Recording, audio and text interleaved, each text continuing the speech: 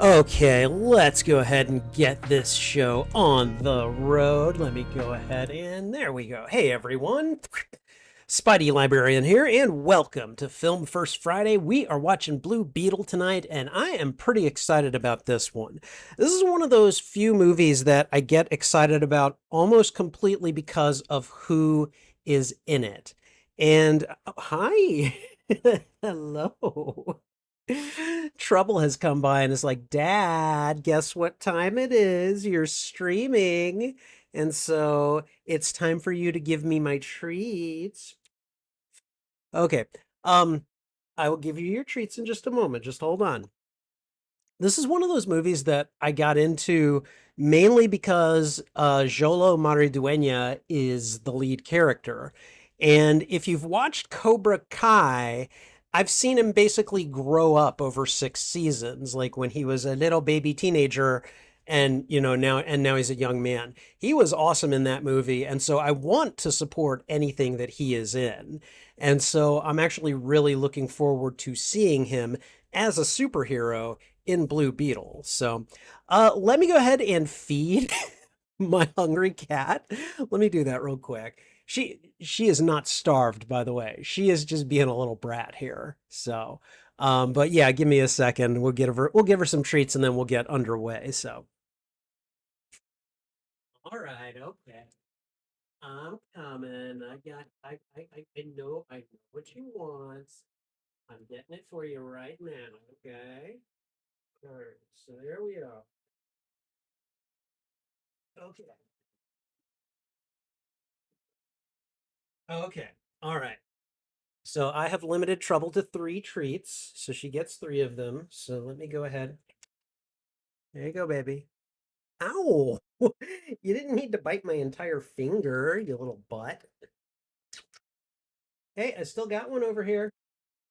I still got one more. You want it? You gotta come over here and get it. Come on. Come on. You gotta come get it. She's being shy now. Come on. Come on, Trouble. You want it? Come on, come get it. She's like, okay. Yeah, the little bastard bit me. She went like this with the first treat. She went like and got me at the knuckle, you know? She got me at the knuckle and she got some sharp little teeths too. So all right, okay. So yeah, we're gonna be watching Blue Beetle. I'm excited. You're excited. At least I hope you're excited. And yeah, let me see who's here. First of all, I see that CG Anime Fan is here. Good to see you, my friend. Marshlands is here. Good to see you as well. Welcome, guys. And you guys are chatting up a storm already. I love it. Thank you so much. CG didn't know about Blue Beetle until seeing Batman the Brave and the Bold. I have never watched Batman the Brave and the Bold. I know I should at some point. It was considered for inclusion in this month's first episode festivities, but it didn't make the cut. But I'll probably get around to it at some point.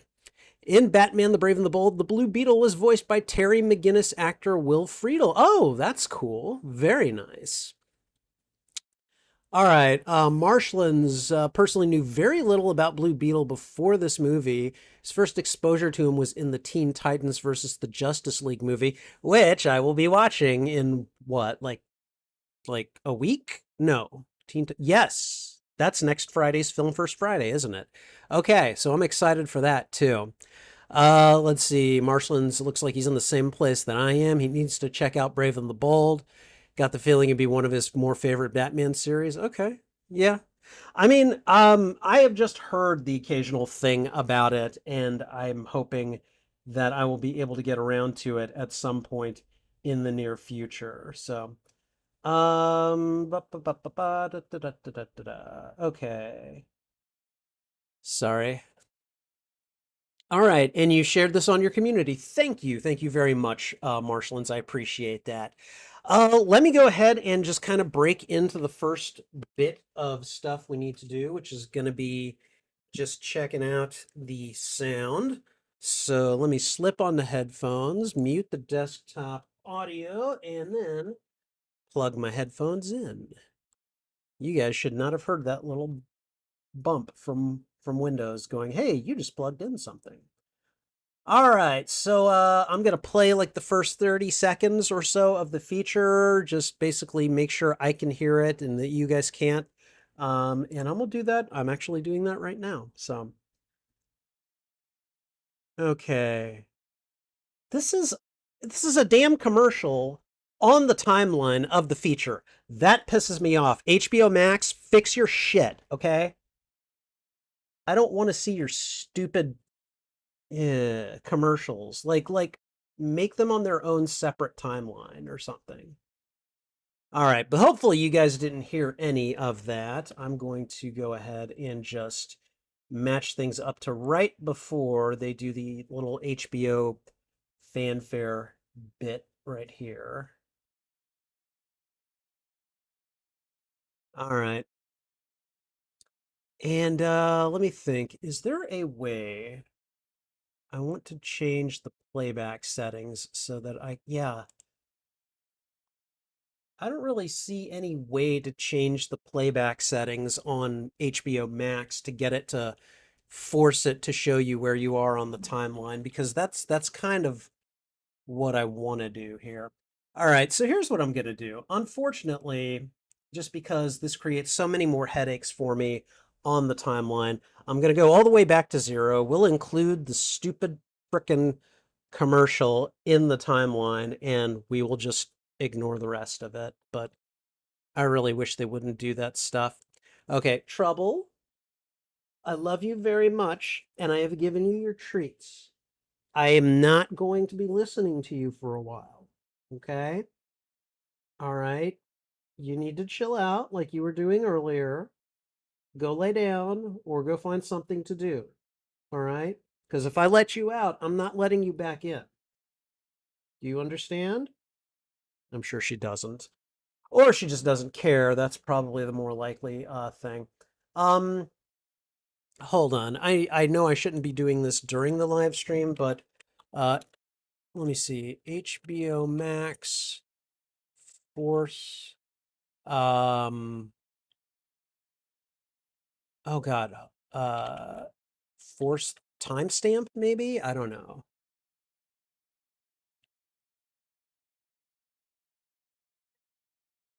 Okay, you can click and drag the dot to get to a desired location. Yeah, I don't want to do that. There's no force timestamp link feature. Advanced users might be able to append and t equals followed by time in seconds to the end of. Okay, all right. There is no easy way to fix that. All right, I'm gonna get over it. I don't want to get over it, but I don't really have much choice. Why are you being like this, huh? What is up with you? You act like I give you no attention ever. You know that? When you know damn well I adore you. I adore you more than anything. All right, fine, but just don't knock it. You know what? I can't let you be on here. I can't let you be on here. You know why? Because you're going to put your little tootsies on my keyboard and you're going to hit something like the space bar, and then you're going to pause the movie when I don't want you to, or you're going to hit an arrow and you're going to fast forward it. You're going to do something like that. And I love having you here. I do. I love you so much. But I can't trust you over here. History just does not bode well for you here, baby. This cat, I swear, I love her so much.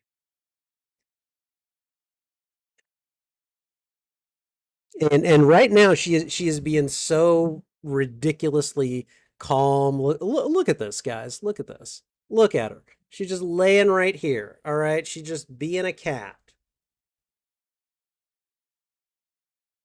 But like my keyboard is like right here and she will stretch out all over it. She'll be such a little butt.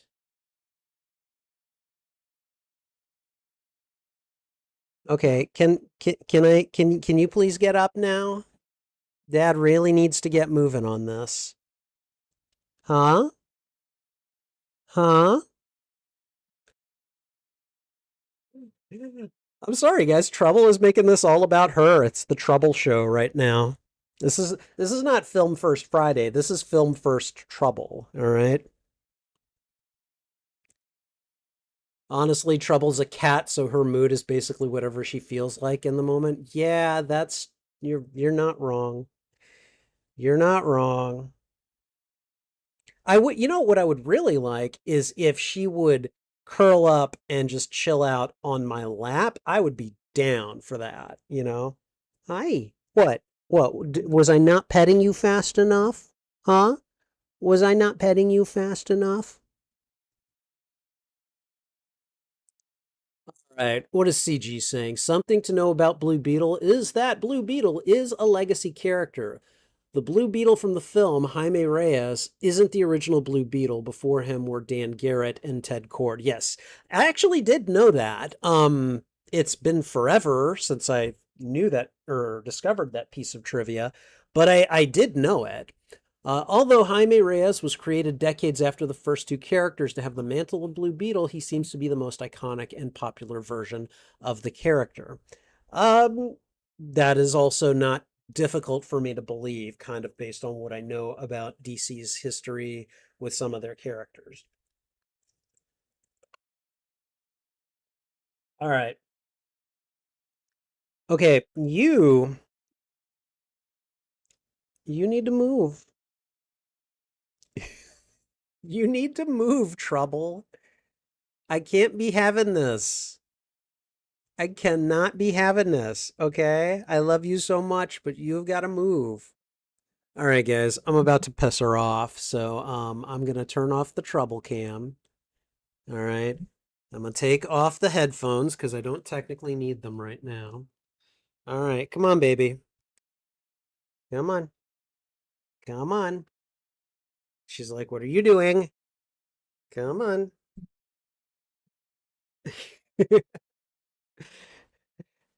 Like, if you wanted me to move, Dad, you could have just said so. Uh-huh. Yeah, right. Whatever. I love you. Your dad loves you very much, Trouble.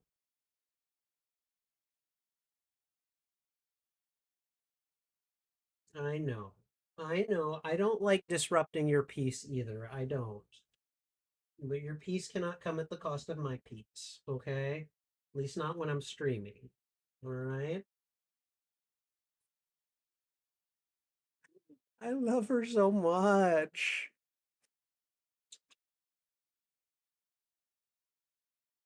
Okay. All right. Dad's going to start broadcasting, okay? Dad's already broadcasting. All right. Okay, baby. Your dad loves you.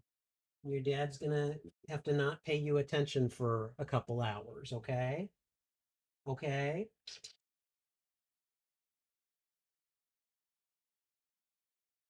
All right, we're gonna see just how long this lasts, because right now she is just standing on the table next to me and just looking at me. Like, I love you, Dad. Pay attention to me, Dad. Okay, all right. What the hell just happened? All right, guys, give me 1 second because apparently my mouse decided to move me out of the there we go. Out of the area. There we go. Okay, all right, we're back.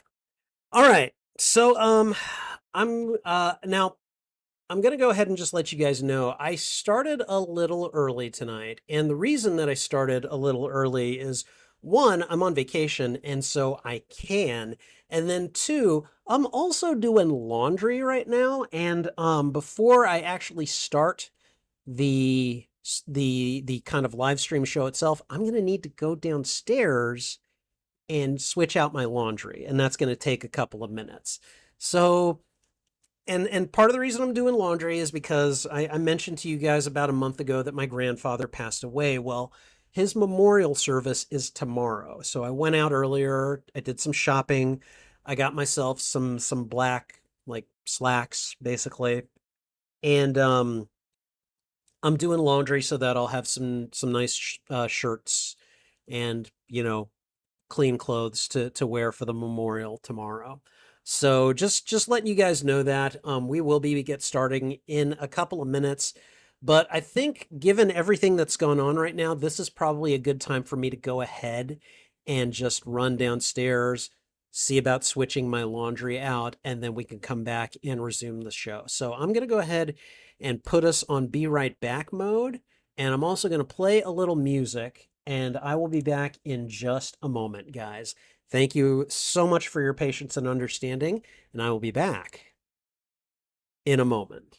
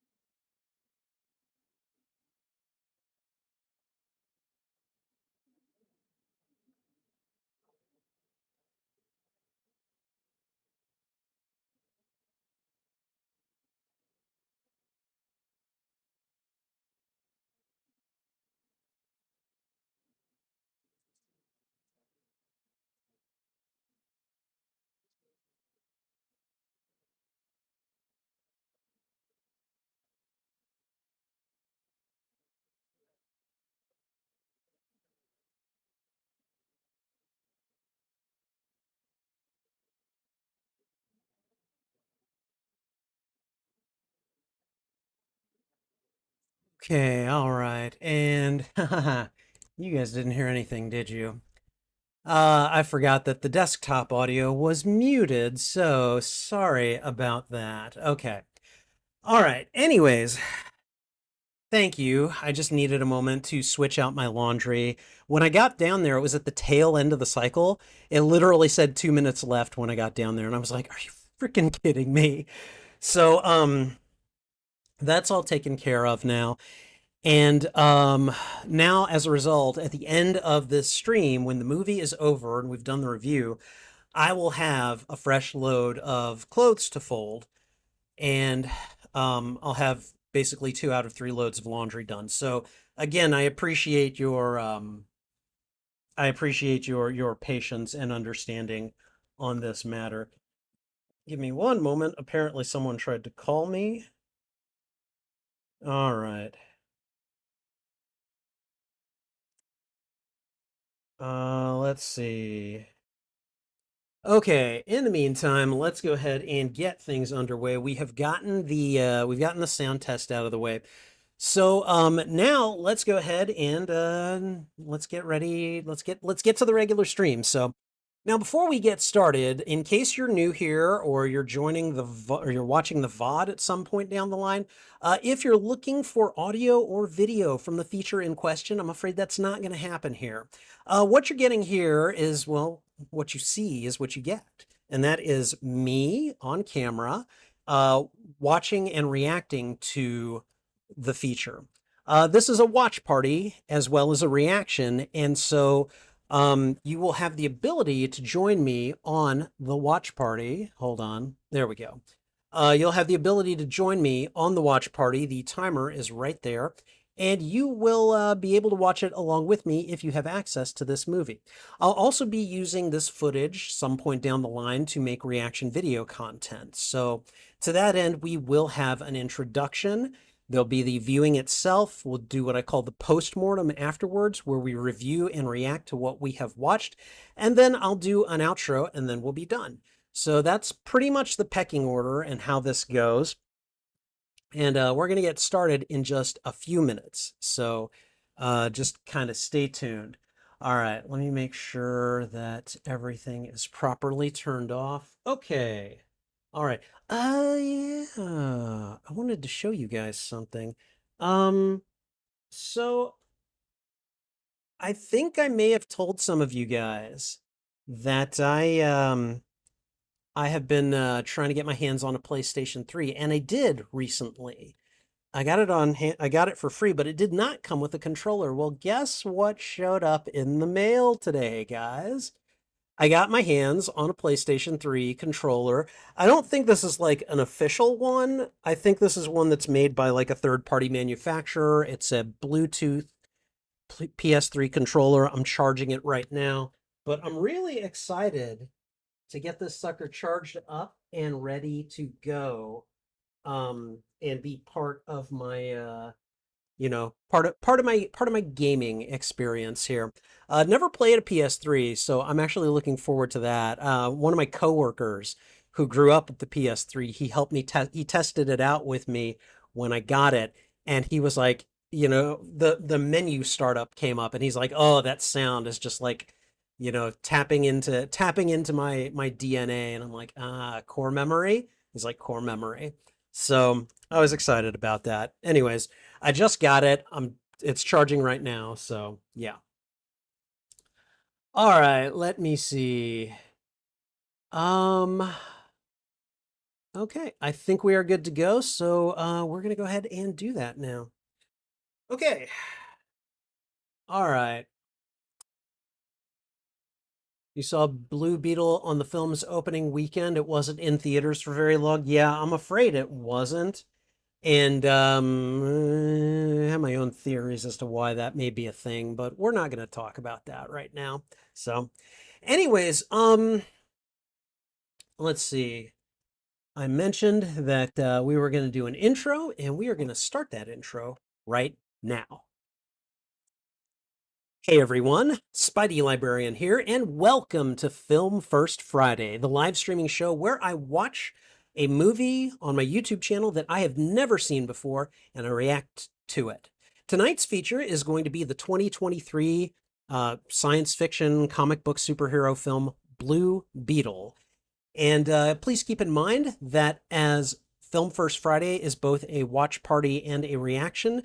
This will serve as a reaction and watch party to the 2023 film Blue Beetle.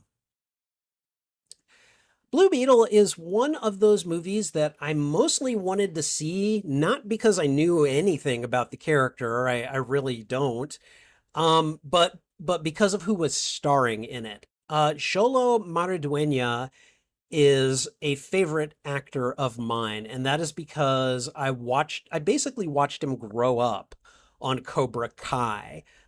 Cobra Kai got 6 seasons, and Xolo Maridueña was in, I believe, every single episode. So we saw his character go through some stuff, and then we see him at the end of Cobra Kai when he's all grown up and everything. And he did such a good job as Miguel, the character that he played, that I was just like, okay, when I saw that this movie starred him, because at first I didn't care. I saw some of the marketing and I was like, Blue Beetle. I don't know Blue Beetle. I don't care about Blue Beetle. But then I saw that Xolo Maridueña was starring in it, and I'm like, okay, I will go watch this. And then I didn't make it to the theaters, and I'm just gonna say that life got in the way. But now that I've got the opportunity to catch up and watch it, I'm really excited. So I'm looking forward to this. I'm told by at least one of my viewers that it was not in the theaters for very long. So that kind of sucks.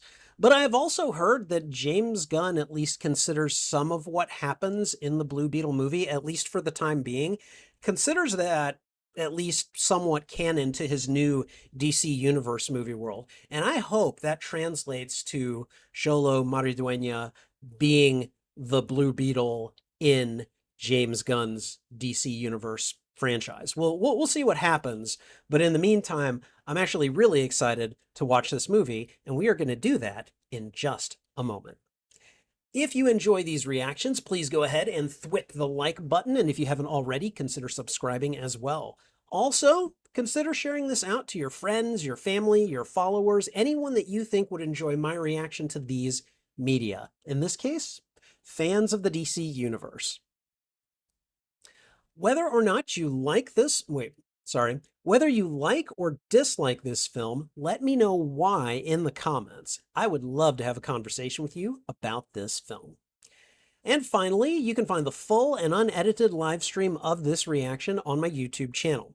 There is a master playlist of all movies that I have watched and reacted to, and I'm dividing them up into shorter playlists, usually by genre, but also I have some tagged playlists as well. The Blue Beetle would be considered action, science fiction, and adventure in terms of genre. And as for tagged playlists, I would have it on the list for superhero movies, DC movies, and comic book movies as well. All right. And yeah, I think that's everything. So we're gonna watch this in just a moment. So, grab your snacks, grab your drinks, grab whatever you need to, because we're gonna get into it in just a moment. All right.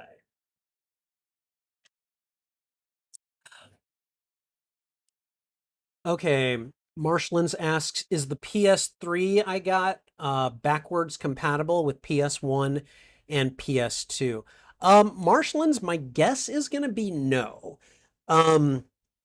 My understanding is that the original model ones, the fat ones as they call them, those were the ones that were compatible with PlayStation 2 and further back. I actually managed to get my hands on a Slim, and they're still pretty big.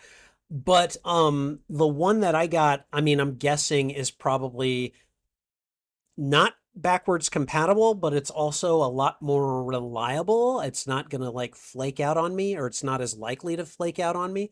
So we'll see what happens, but at least in the meantime, I am I don't need the backwards compatibility right now. Maybe later in the future I'll want that. But for that purpose, I just might go with a PS2 or a PS1. So we'll see. One of the biggest issues that Blue Beetle had is the year it came out. It came out the same year as Shazam! Fury of the Gods, Aquaman, and The Lost Kingdom and The Flash 2023, and those movies also suffered by that time because by that time James Gunn and Warner Brothers had decided to end the DCU the DCEU and reboot as the DCU. Okay. Yeah, I would agree with you. I would agree with you. Um I also I'm just gonna say this once. I also I also think I guess I also question whether or not most moviegoers who typically went to see superhero films were quite ready for what looked like a fairly like Hispanically centered cast. There might have been like a little bit of that might have been a little bit of an obstacle as well. And that's just kind of my it's just kind of the feeling that I got from around that time as well. So um all right, okay. Let's go ahead and get these headphones on because this is gonna go a while as it is. So here we go. All right. Okay, let me go ahead and make a couple of changes here. I'm gonna call out the script for my timer. And we're going to go ahead and get things underway. Okay. All right, guys. Now remember, what I'm going to do is when I say the here we go and I throw out the thwip, about a second after that, I'm going to hit play on the feature. And then about a second or two after that, I'm going to hit go on the timer. So I'm going to put a couple of seconds on the timer right now. And that way that'll give me some padding for when I finally hit go. All right. Okay. Are we ready? I'm ready. Okay. All right. Again, I've been looking forward to this one. So, okay. All right, everyone. 2023's Blue Beetle. Here we go.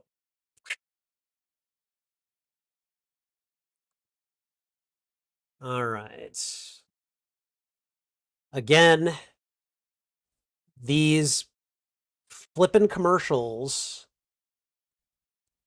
on HBO Max really piss me off. I really wish they wouldn't do that.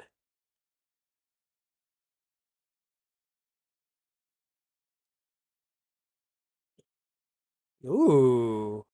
Okay.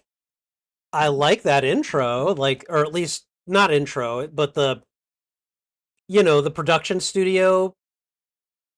This looks really spiffy. Like it kind of melts in and out. I like it.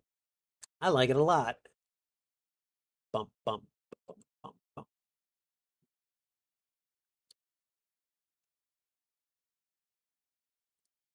Oh, wow. This is an interesting looking, very doubtless secret scientific facility.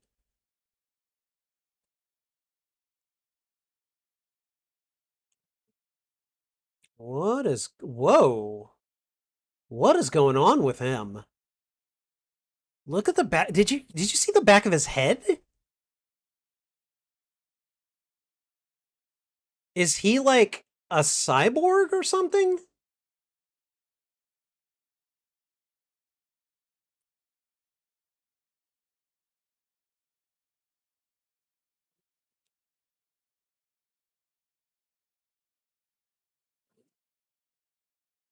The scarab? Okay. Carapax. That's an interesting name. Kind of like carapace. Wait, did I hear cord? What?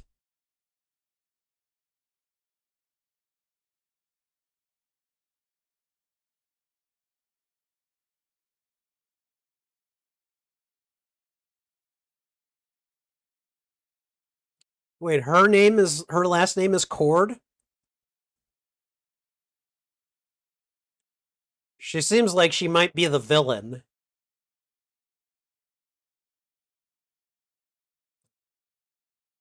Okay. Wow.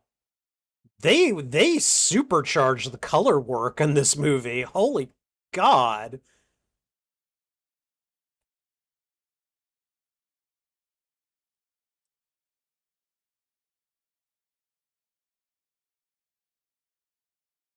Okay, so this scarab is just going through space, blowing things up apparently.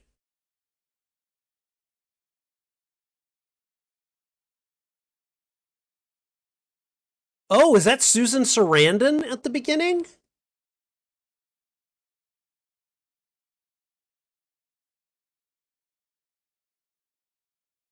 Receives funding from Ted Cord. Really? Vigilante Blue. Whoa, okay, all right. So there is like, there we go. There, that was Ted. That was a Ted Cord Blue Beetle, wasn't it? Victoria Cord. Okay.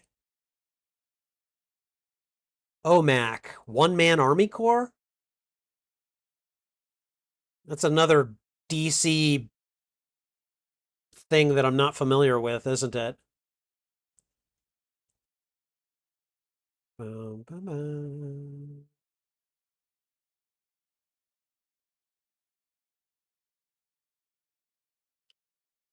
Okay.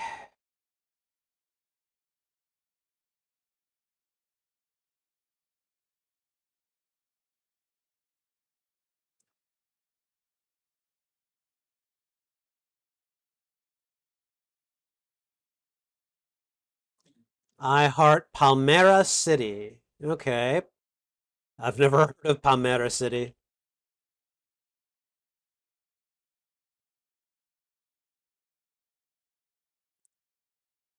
And that would be Jaime.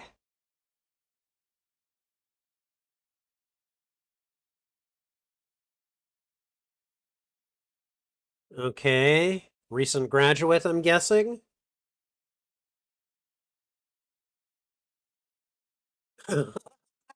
Like you're 6 figures in debt. That's funny. Is this his family?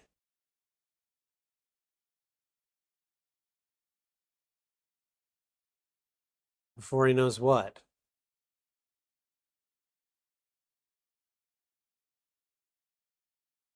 Oh, God.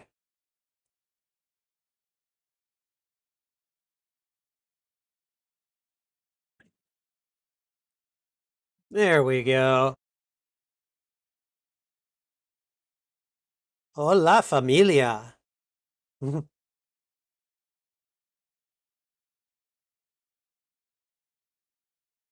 Okay, so is he coming back home from college or what?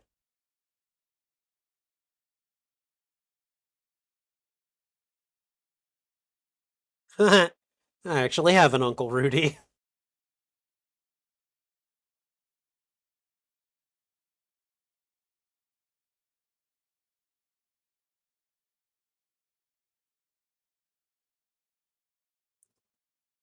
Oh my God, is that George Lopez?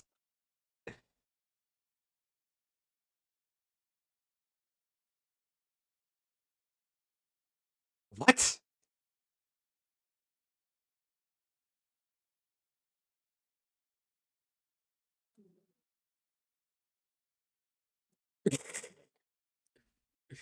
Okay, all right.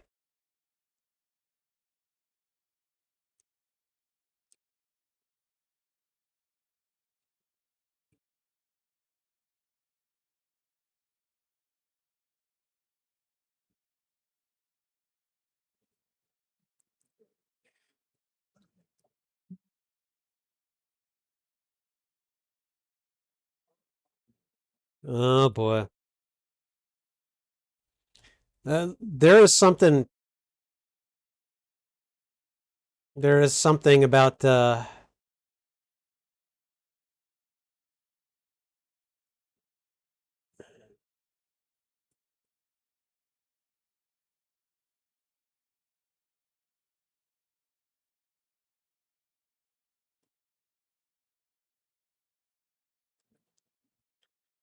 Okay, so they're putting the Cord name in this movie as a factor.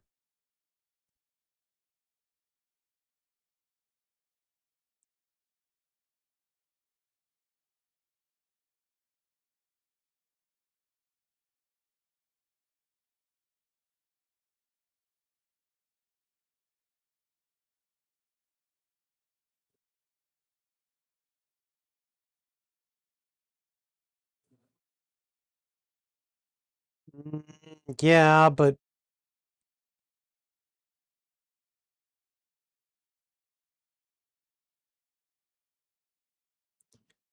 good God, the sister is a real downer. Milagro. Okay.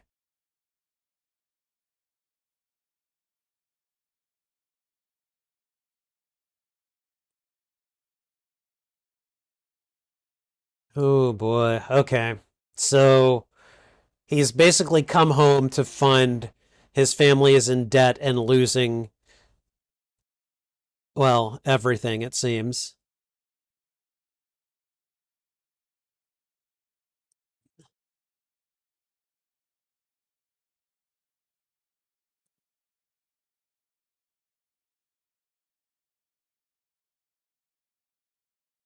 The first half of his 21st birthday.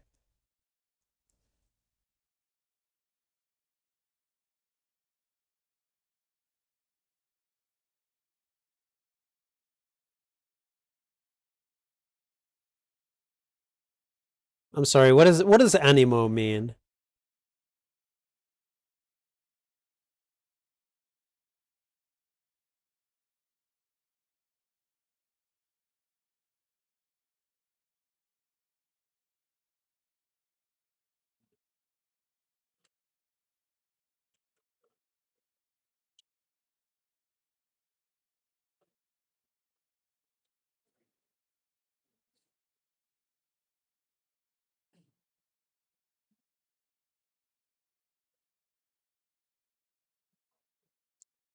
Ooh. Yep.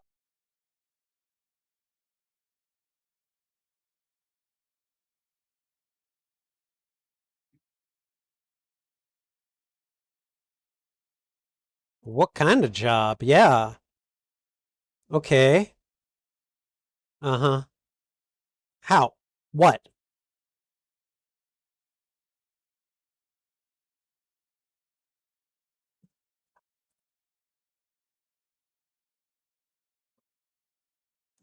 I mean, it's a nice picture, but you gotta plan for that.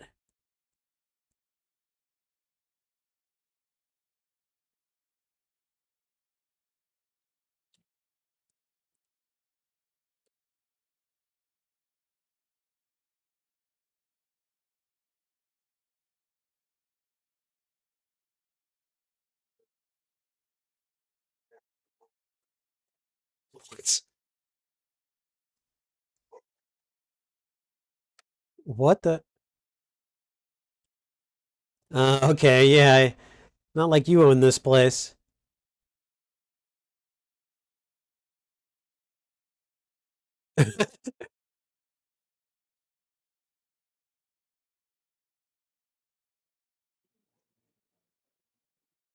Would you?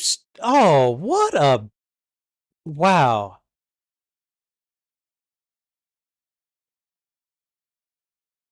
Okay, is that Susan Sarandon? Oh yeah, that's her. All right, Victoria Cord.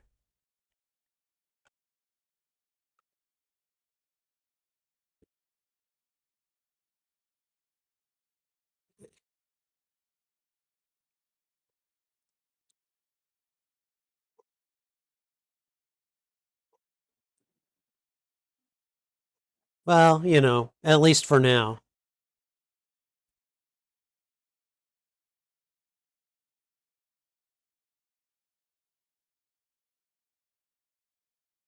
Okay, who's this machete-looking dude here?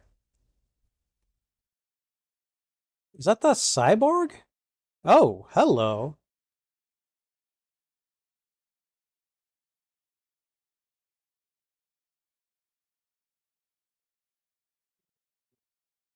Okay.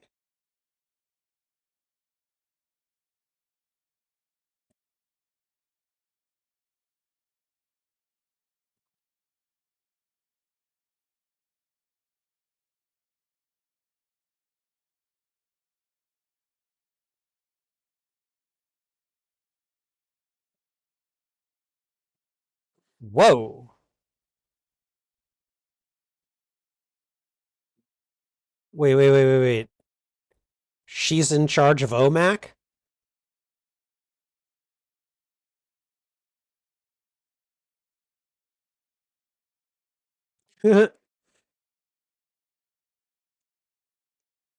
Oh my God.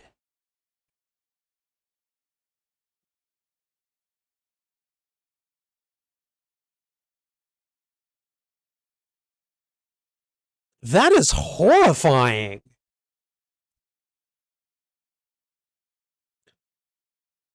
This is like Tony Stark's nanotech suit, but just more body horror.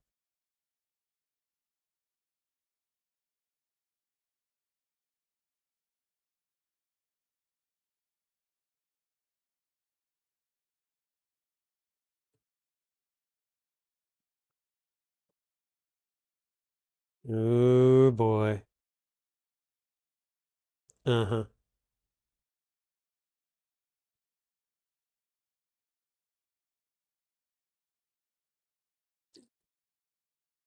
I'm out.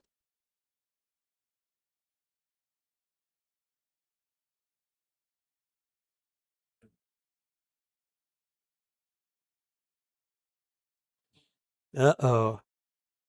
Oh, okay.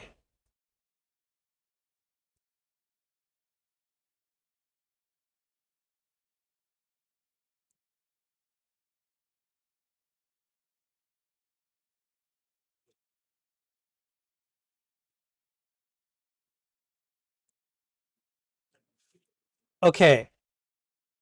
So Ted Cord, we're talking about Ted Cord, right? Interesting.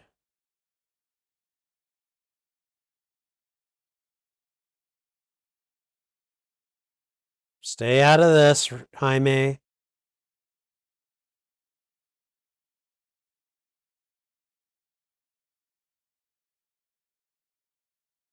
Uh-oh.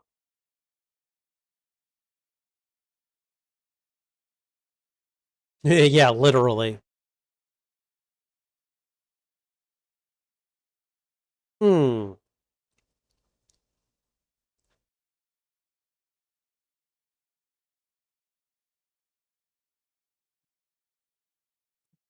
Oh, gee. Yeah, that's not racist.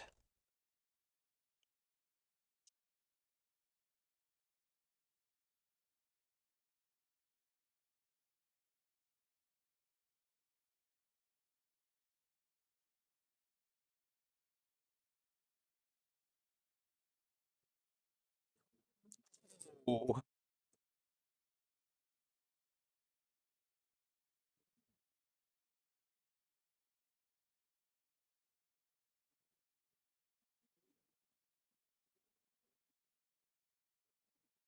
Ooh. Sure. I'll give you my number.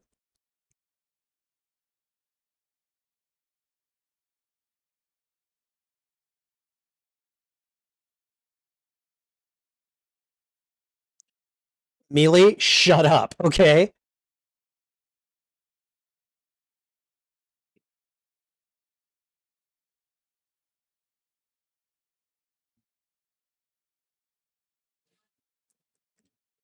Okay, all right. I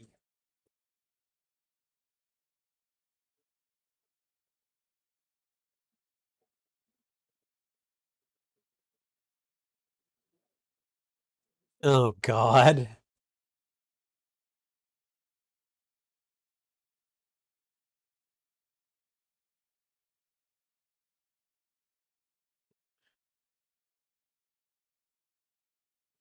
Wow. God damn.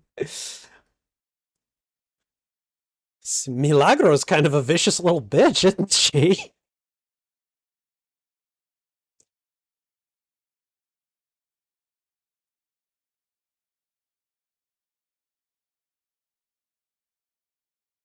Uh, okay, that's right. Stalking her Instagram, like you do.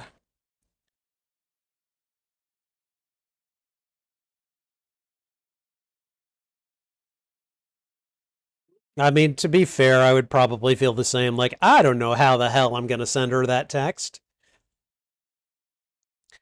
But, I mean, she did ask for your number, you know? Like, you got to do something about it, right?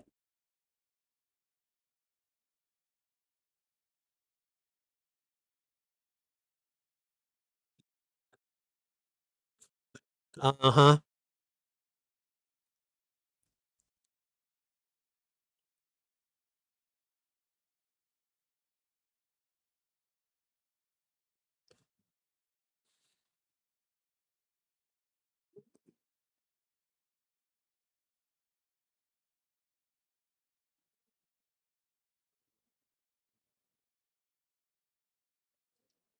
And you're about to lose it all, too.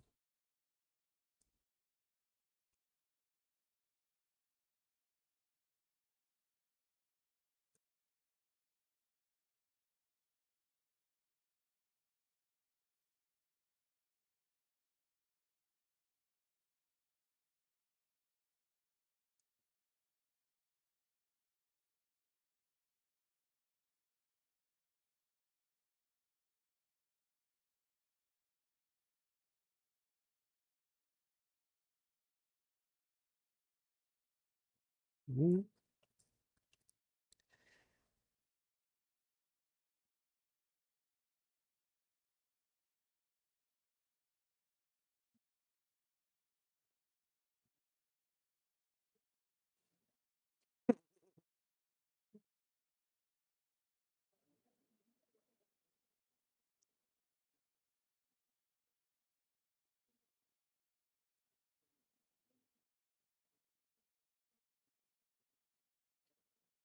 I mean, I feel like there are days when I'm still searching for my purpose, too. Life is a journey, not a destination.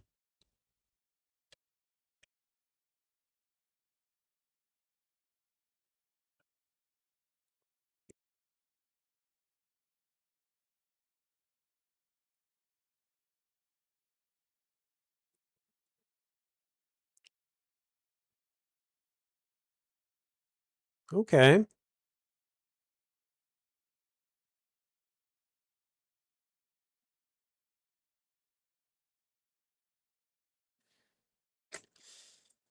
It's like going into Oscorp, like, oh boy, yeah. I don't know about that.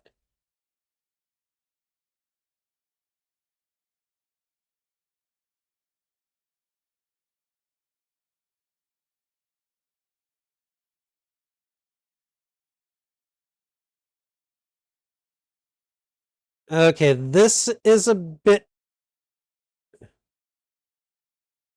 Go away, my God.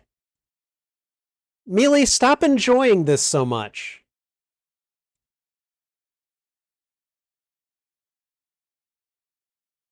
Oh my God.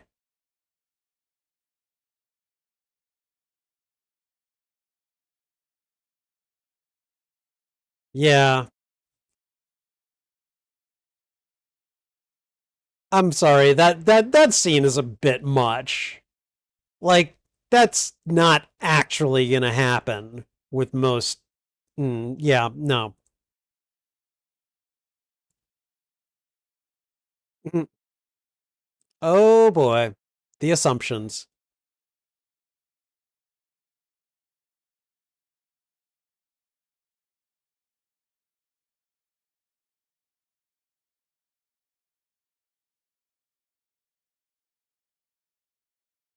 Jaime.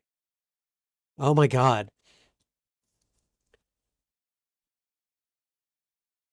So, regardless of however you want to uh, talk about what you should know about people's names and pronunciations.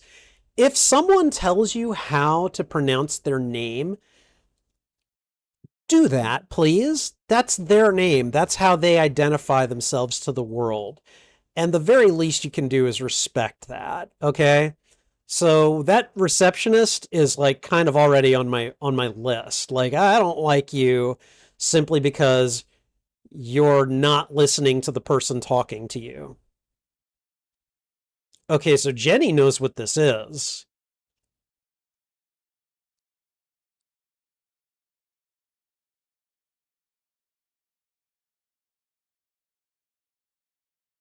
Okay, is it powering the machine? Is it a power source?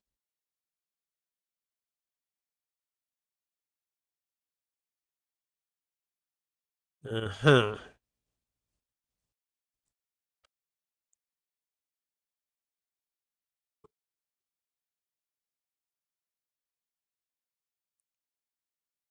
She had no idea he was coming, did she?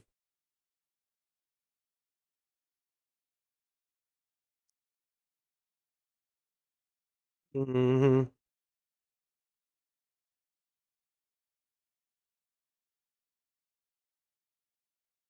Yep. So much for just me and you. Okay, the scarab, right?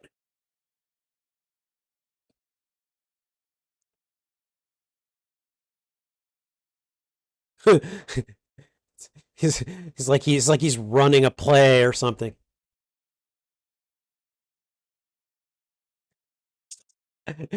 Wow. Why would you do that?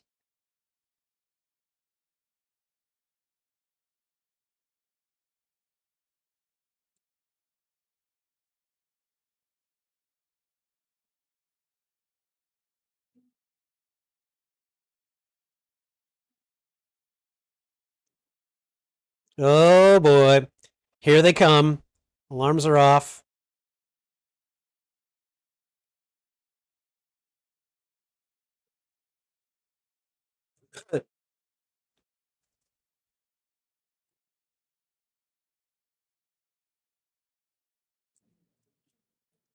Because they would be all looking for her. Oh, smart. She used her position. Okay, all right. Guard it with your life. Don't look at it. Don't even think about it. Just guard it with your life.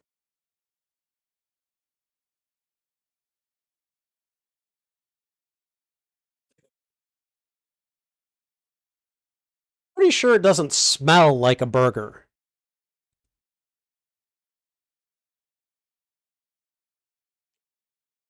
Are you kidding me? Oh,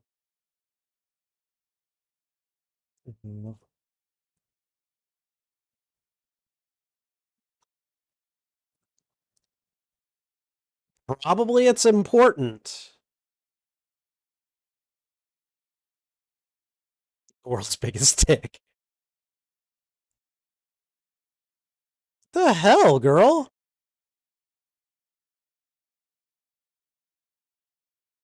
Are you kidding me? No, no, no, no, no, mofo. Uh-oh.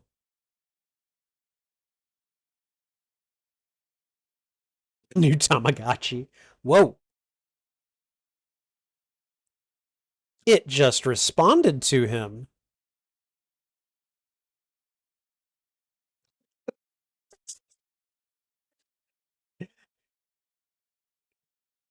Yeah, if you've seen Alien, this is very disturbing.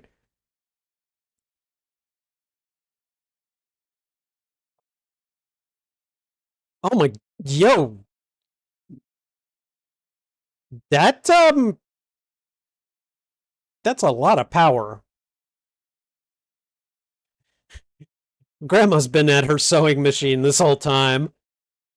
Oh my god, it's crawling on him and under his clothes.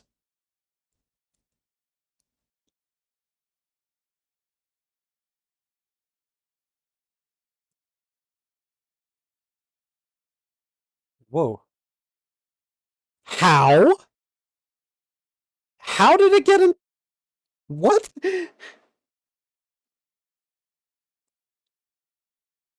Um, whoa. Okay, yeah, okay, we're getting some body horror here. Oh, oh.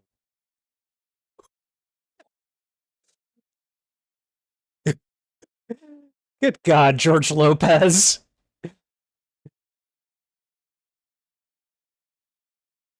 Oh God, the scarab is like on his back.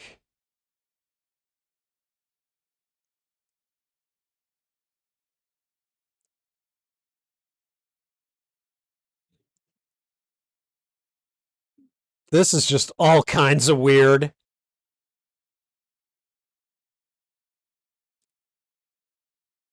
Okay, now he sounds like a demon.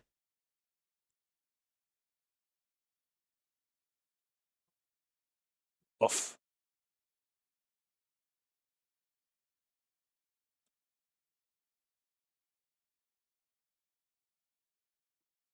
Okay, all right.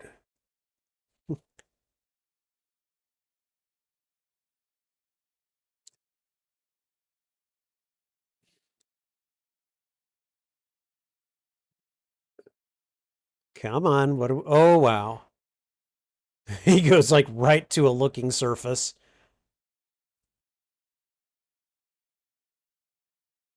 Ghost. How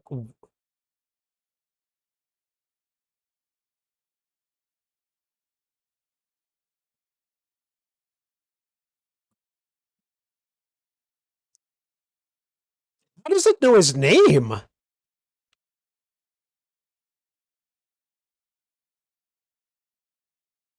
No, no, no, no, no, no, no, no, no, no. Oh God. We're just gonna just go through the roof and go flying. This is, yeah, I would be asking the same thing.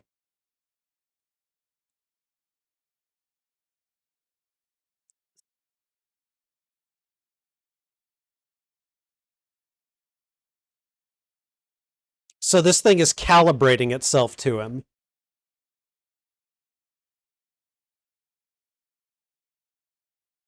Pretty cool if this weren't so terrifying.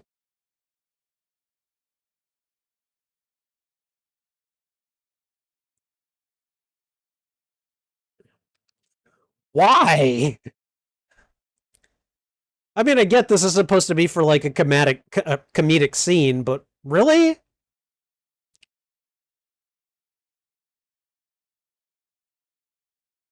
I mean, that's what atmospheric reentry does.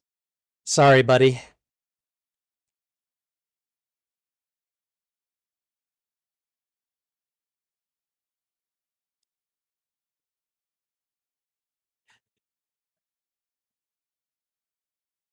Whoa. Um,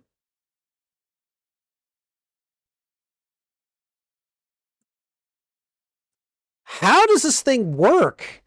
I mean, clearly it's some form of machine, but like, what else is going on here?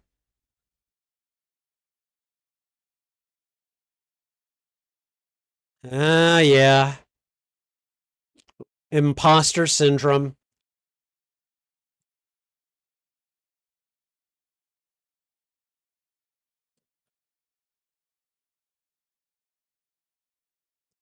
Yikes. And he's going right by, I bet he's going right by Cord Industries, too. Damn.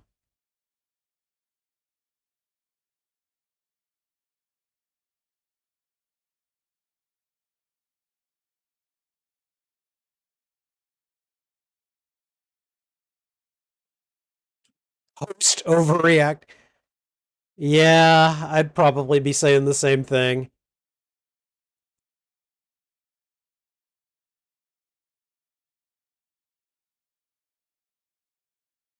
What hit you? What? Seriously? You let him drop onto a car?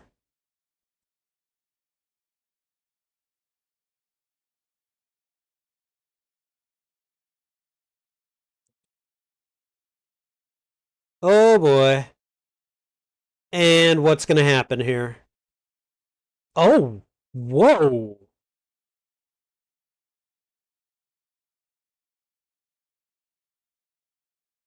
Okay, I mean, nice protection system, but man, that came with some.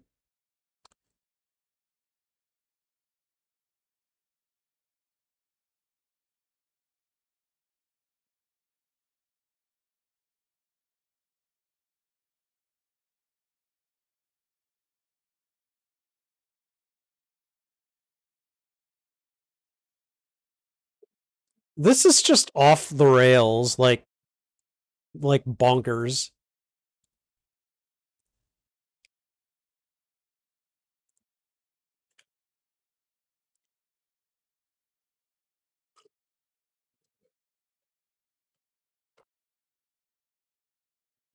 Oh, shut up, George Lopez.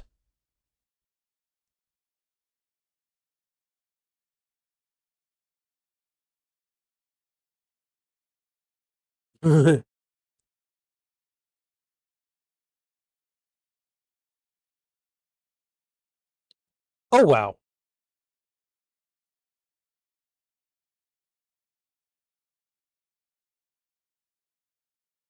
Oh God, stop it.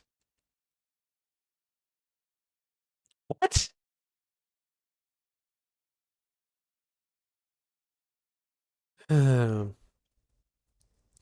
It was like make this as embarrassing and off the wall as possible.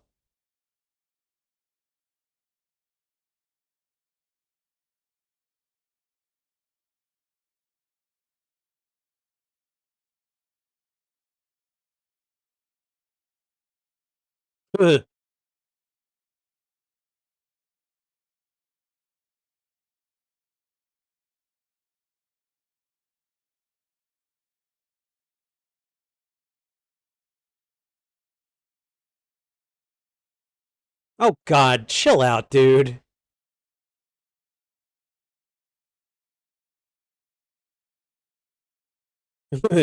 Yeah, yeah, they're fine.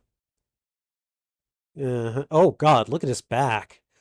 Holy crap.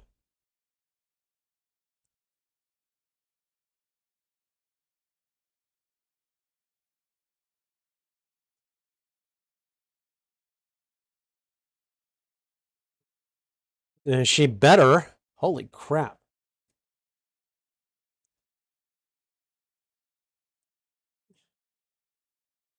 The 84s.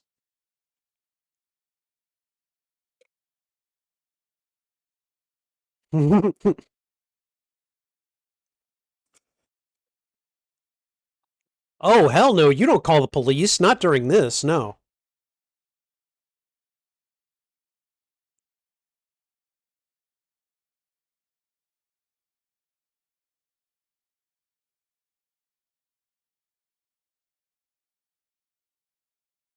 Yeah.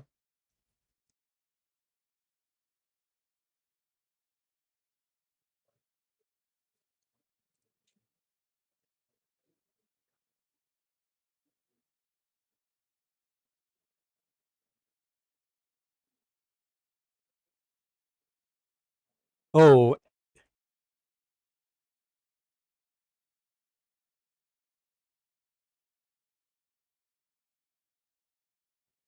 yeah, you are. Just admit it.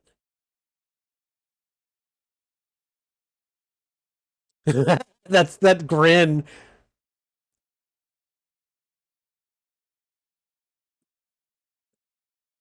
Yo, dude, lock your phone. Come on. Oh my God. Okay, all right, whatever.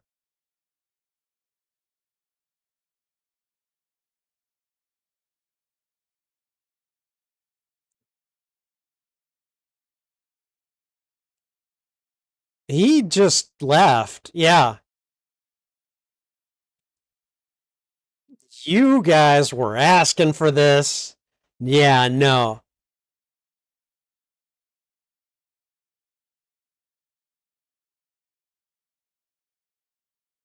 My God.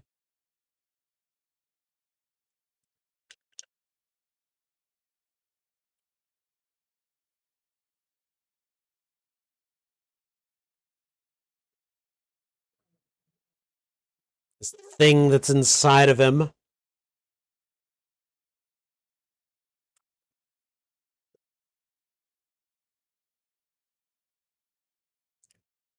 What is she doing?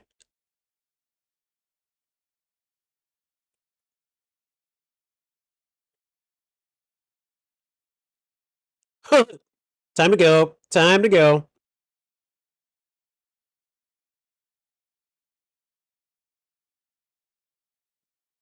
Okay, why are they firing at her, though? Did they find out she was part of the theft of the scarab?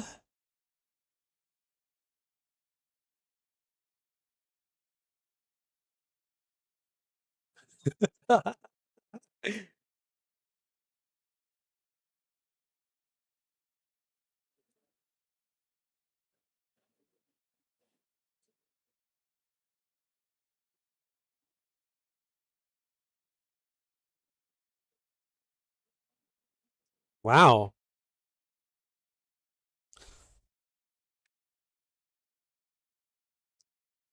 Jesus, chill out, dude.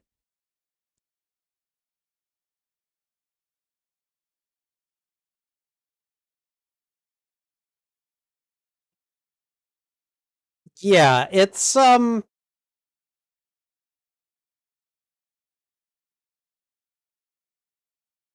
ooh.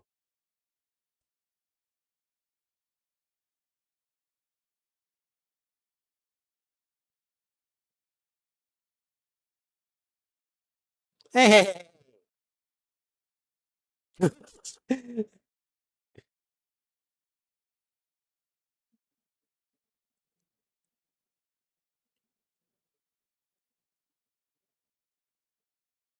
Oh, well, now it's inside of me.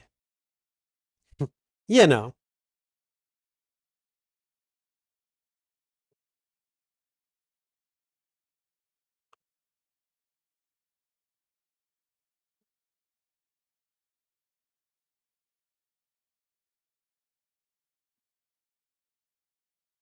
Blind dates?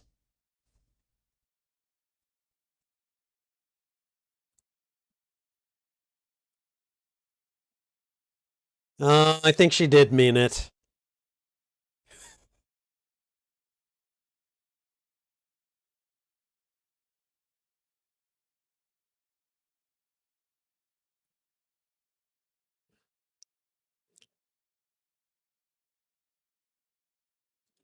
Uh, she doesn't. Okay. The Reyes, we are the kings.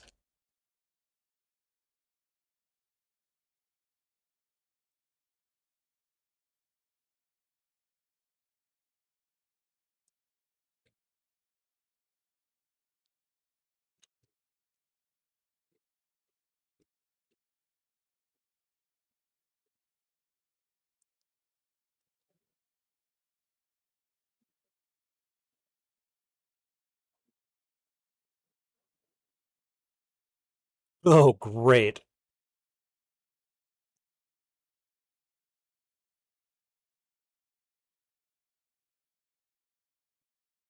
He says authoritatively.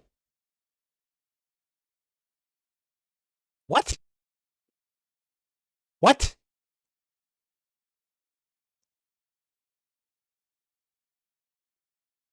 What?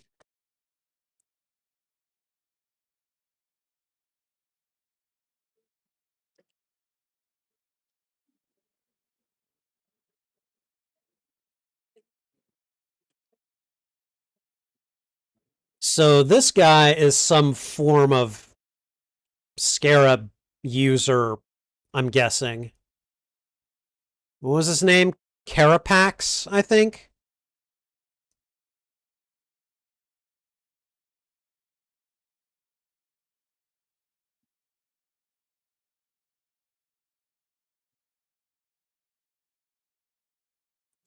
Yep, Carapax. Okay.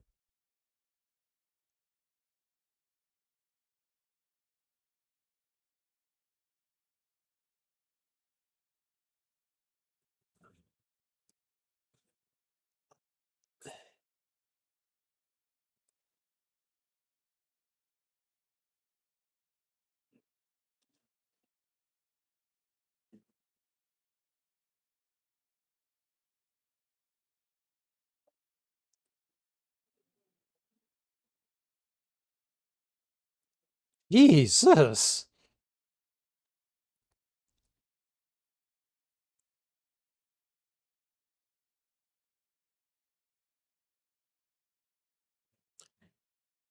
Yeah.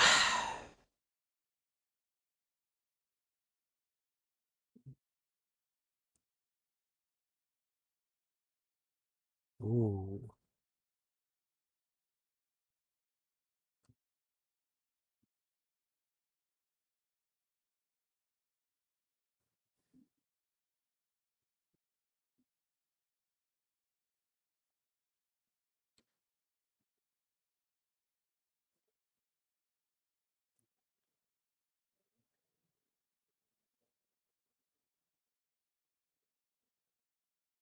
Wow, talk about your white savior complex. Holy crap. I am very surprised that they got Susan Sarandon to take this role.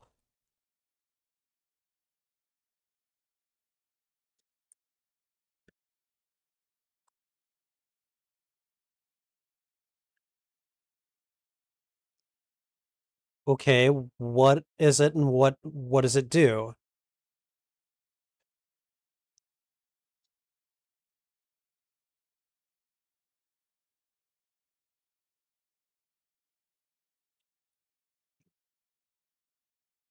Uh-huh. Cupcake?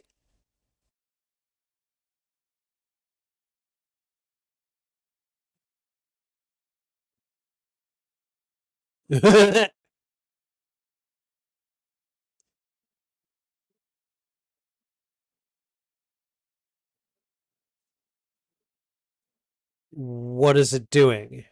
What does it do?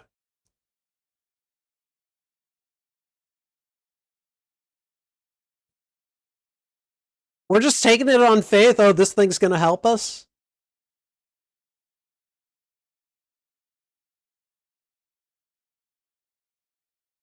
What the hell?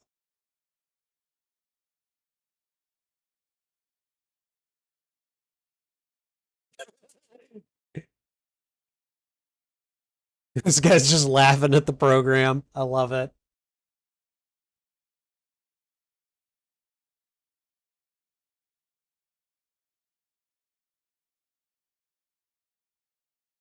Hmm.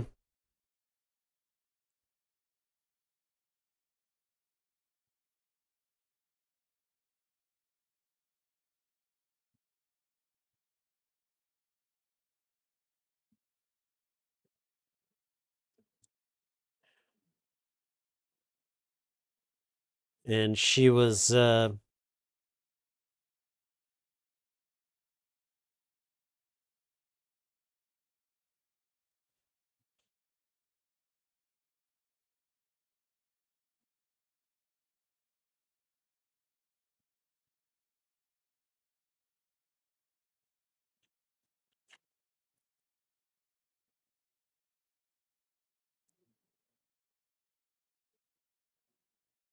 oh boy. Are we gonna see Carapax versus George Lopez? Because that would be funny.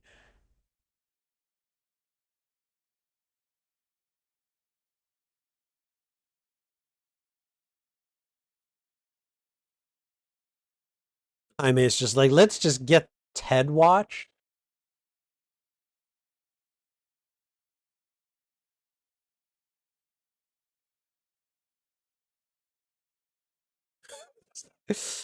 He's still pissed off about that.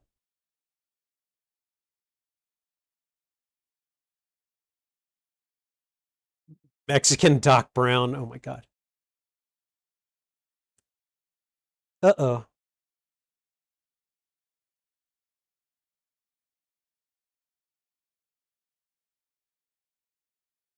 Yeah, you should probably run. Oh.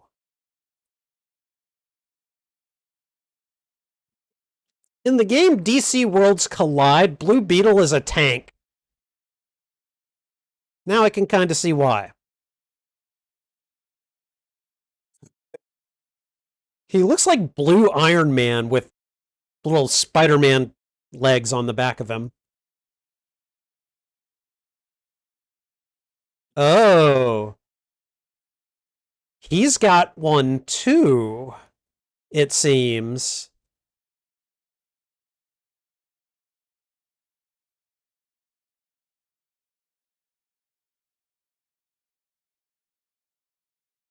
So is the Scarab just a better version of the OMAC?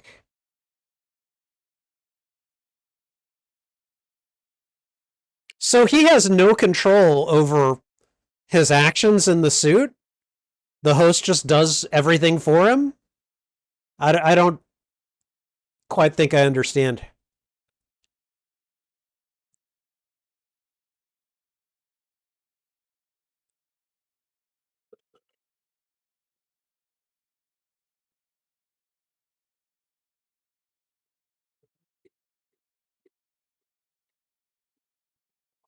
Yeah, you can say no weapons all you want. I'm pretty sure that thing is going to ignore you.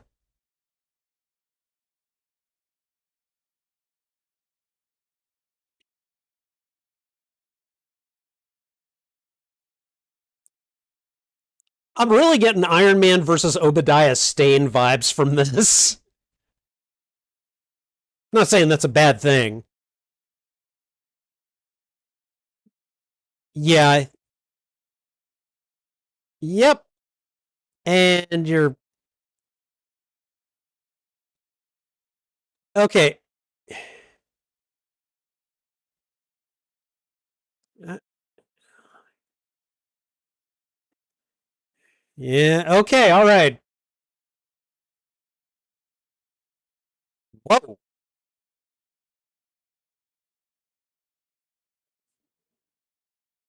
Oh man. Watch and learn.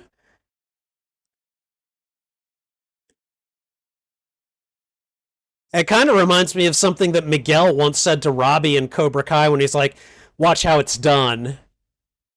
Damn. He is messing him up.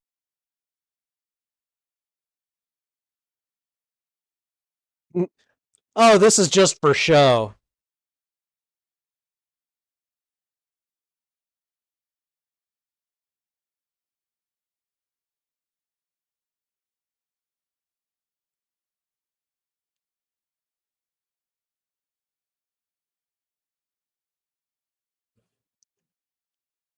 Oh, here we go. You probably shouldn't have said Uncle Rudy to that guy. Um,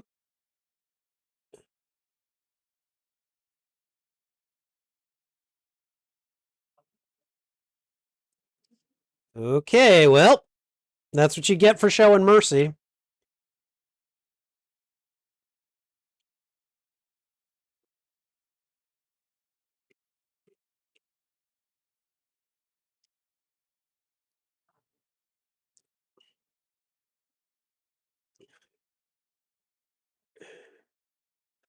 Oh, oh, he is messing up Jaime now.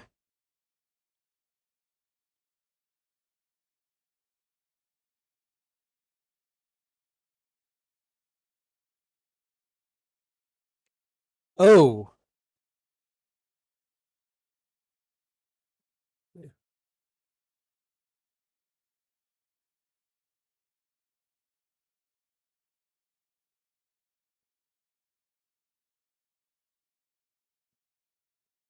oh,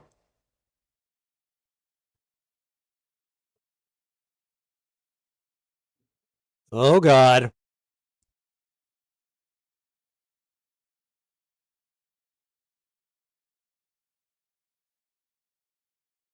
Oh, how in the hell did he pull that?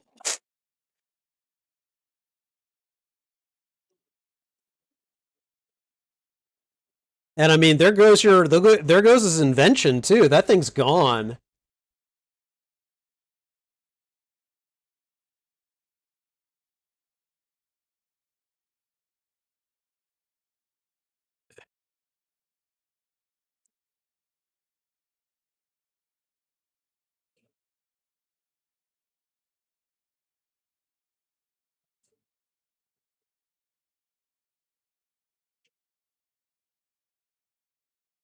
Okay, yeah, I guess they did get the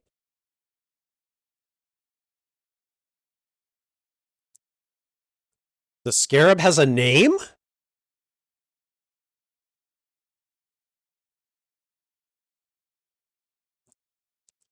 It's bonding to him. Yeah, that's not surprising.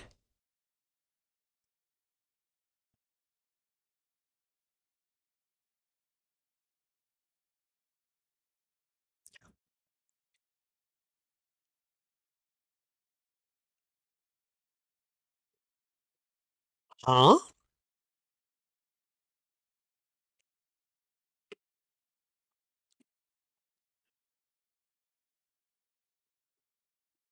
This place does look like it hasn't been used anytime recently.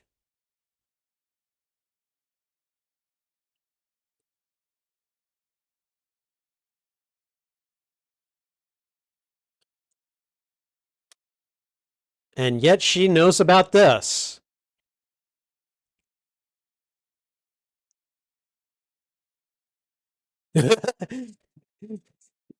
Rudy's like, yeah, no, I get it.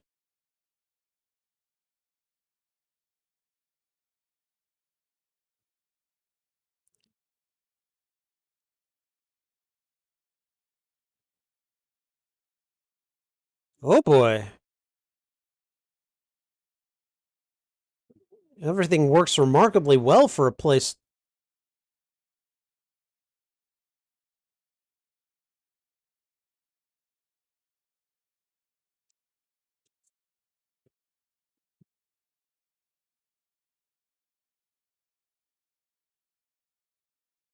Not as good.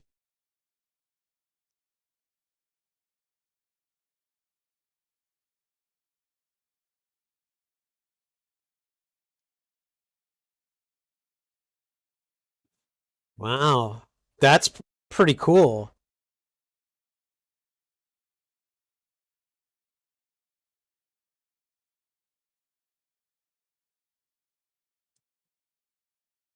Interesting.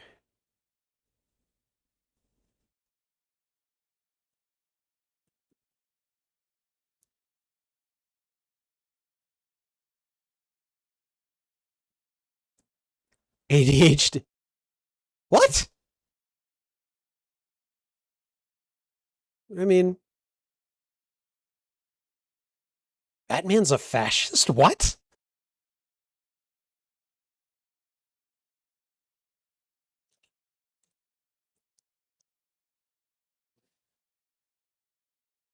The hell?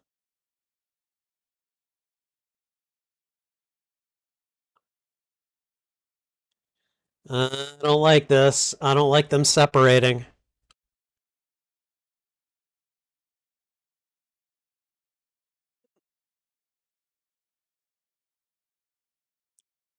Ooh.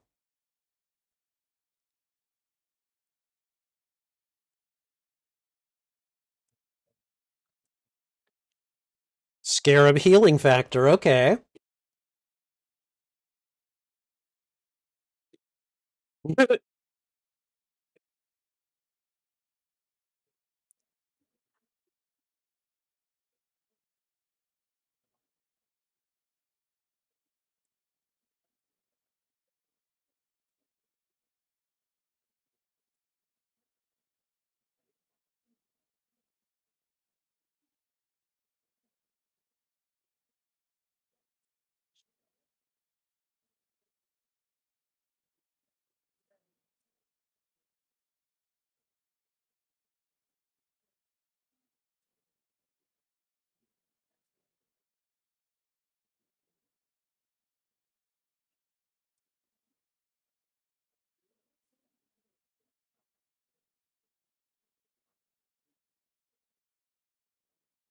Hmm.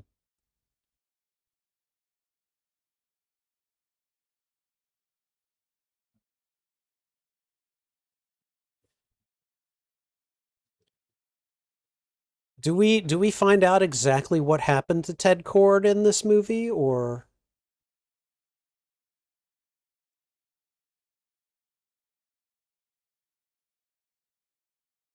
he was just gone?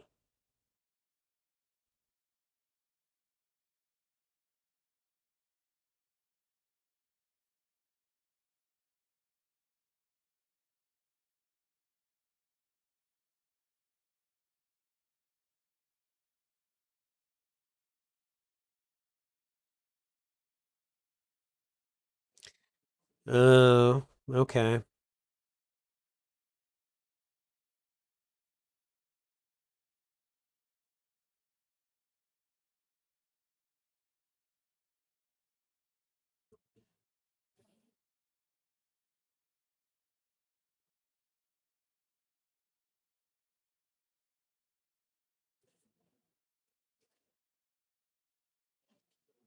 Well, his response is better than mine would have been. Mm.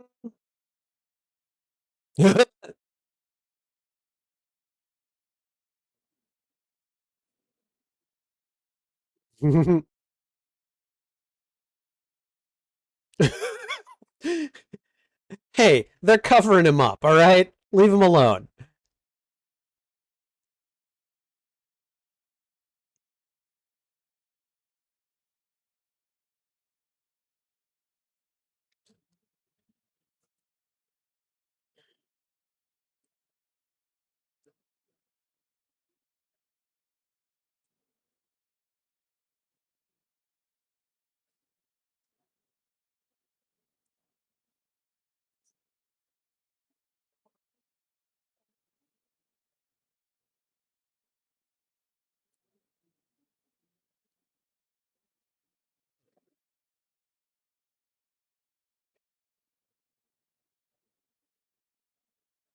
Yep.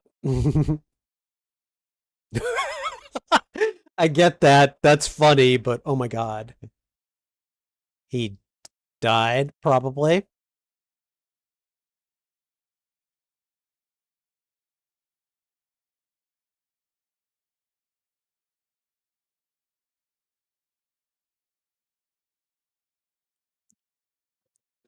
So you're stuck with this thing right now. Yeah.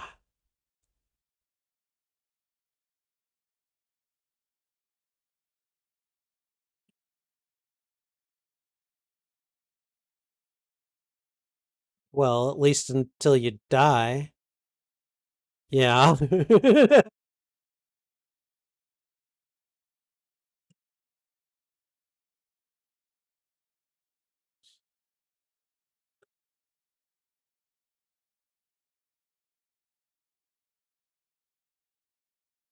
An android?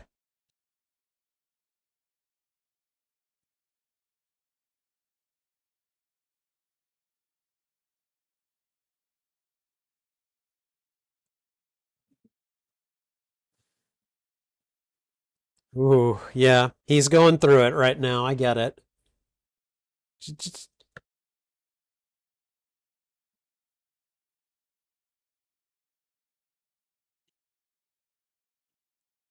So, if Dan Garrett was bonded to the Beetle, did Ted Cord get bonded to it eventually?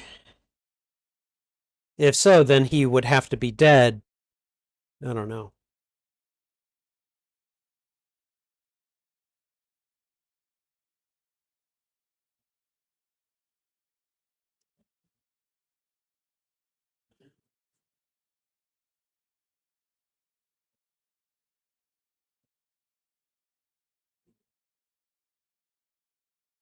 A little bit out of the ordinary.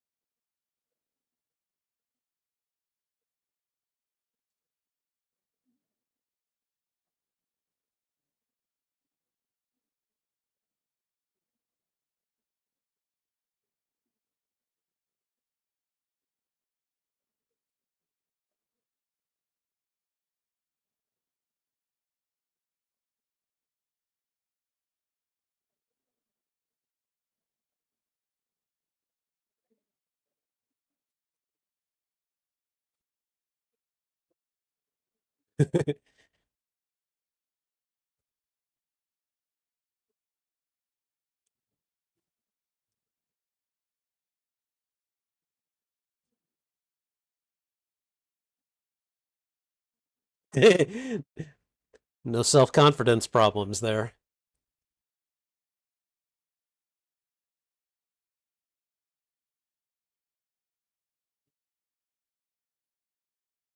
That's bad.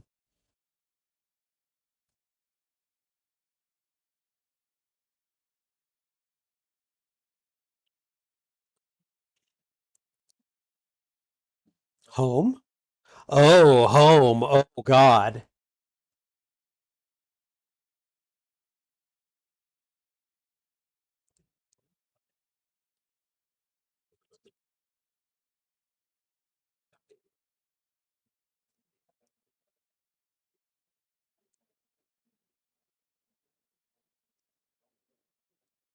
Yep, here we go.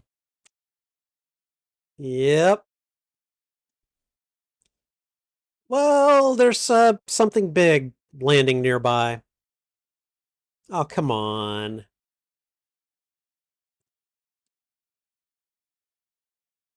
Oh, boy. Oh, that doesn't look good. That looks like soldiers. That's bad.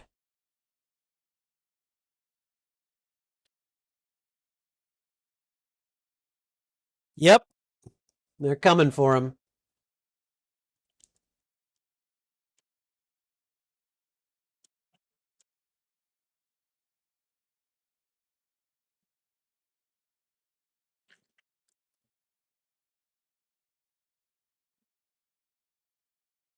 All right, is it going to work?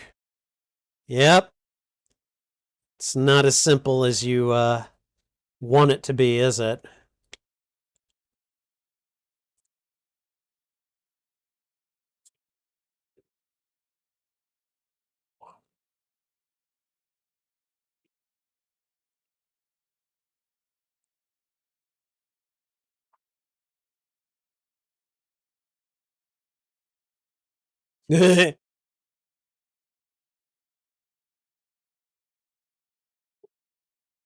Uh-huh. Yep.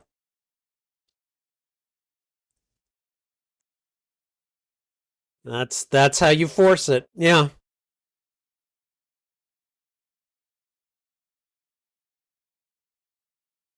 I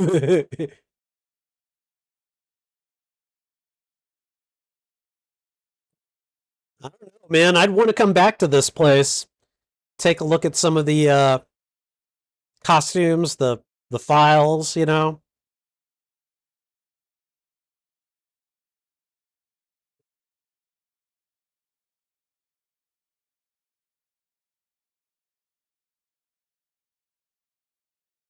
Really?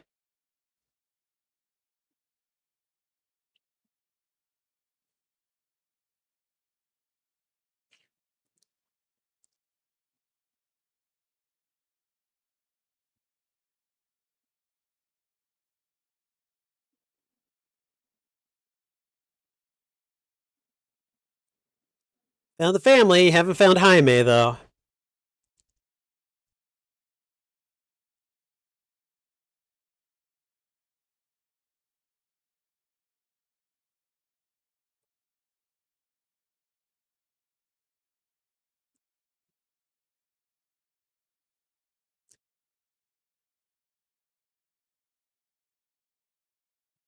Oh God.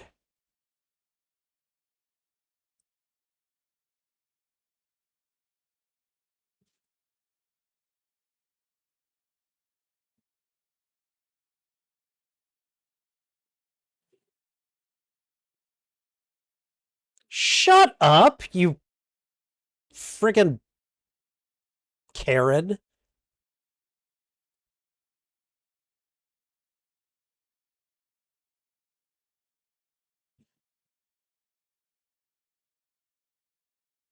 The host is very snarky. Oh,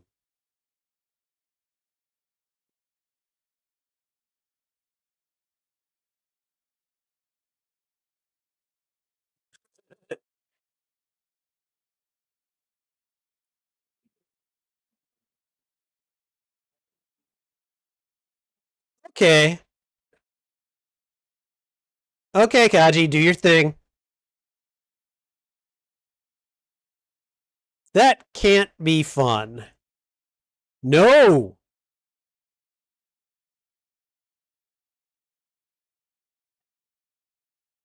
Wow.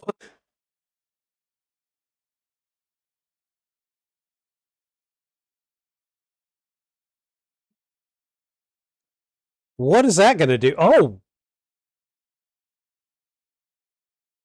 okay. We got us a little like pulse ray thing here.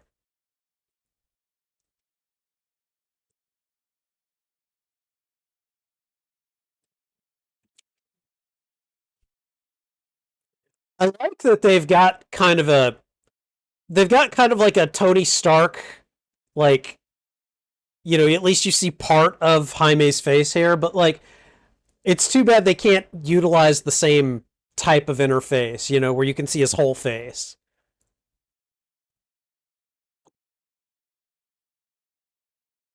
Milagro, why didn't you get your ass up?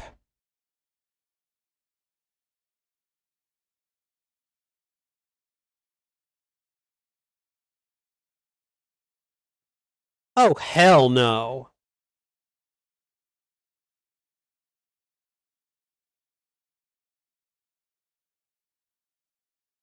Uh huh.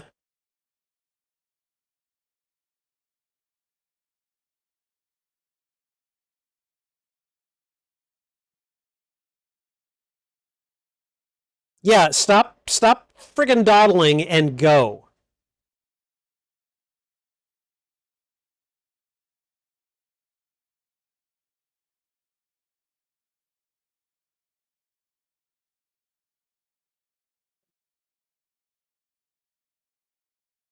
Oh no. No. Is he having a heart attack?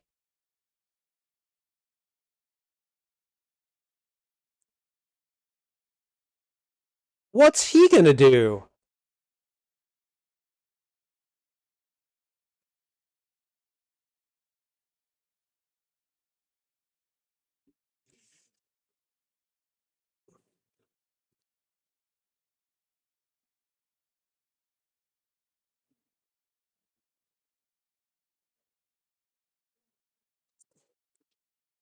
Well, there goes the house.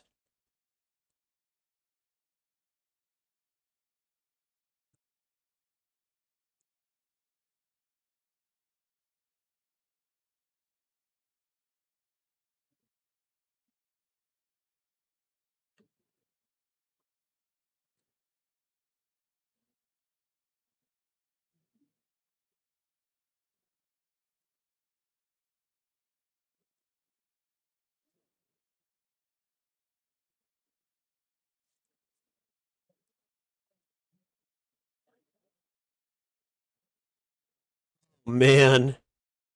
Oh man.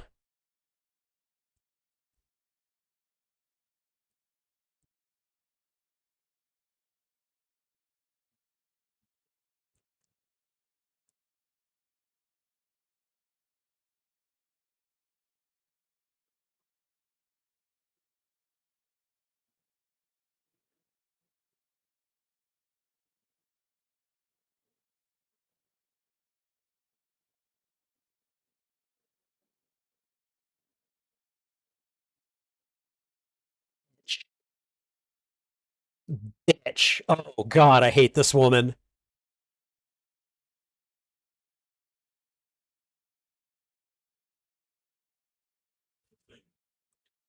Oh god, that smirky little wave. Oh man.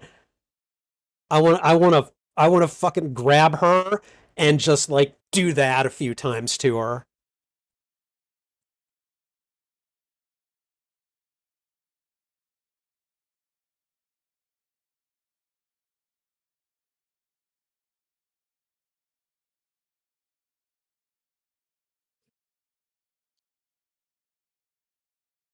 Boy.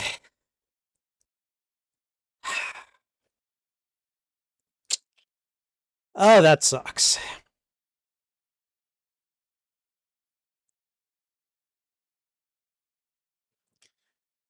Oh my God, they just lost Alberto. Their home is a burned out shell. They've taken Jaime.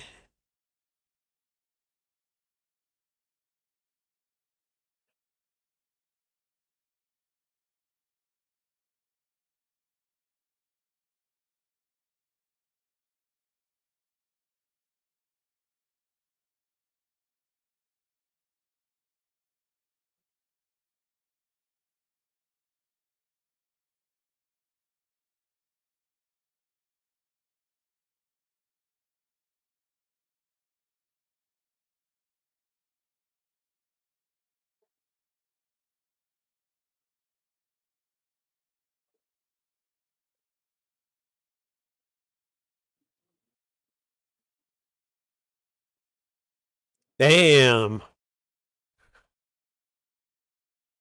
Grandma's like, she's like, no, this is not the time.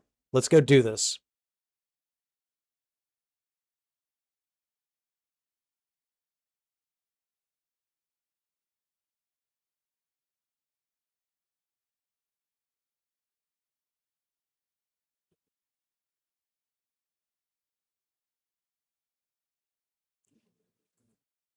Okay.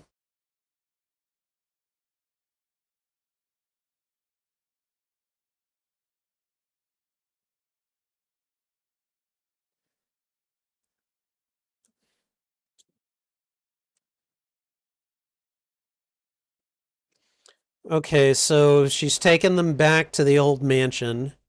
What is this? Where are they?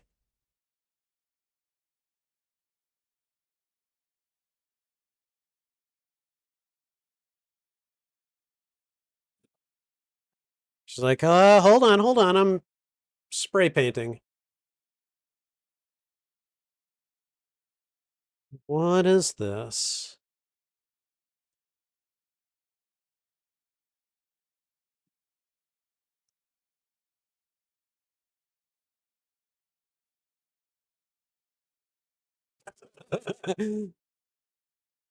Sometimes you gotta kick it, you know?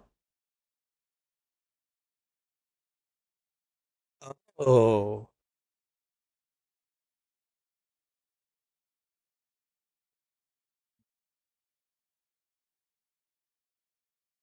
This is I think I remember seeing illustrations of this, like from some of the old comic cards I used to collect. That's how I knew about the old Blue Beetle. And I think I remember seeing the old Blue Beetle coming out of a vehicle like this.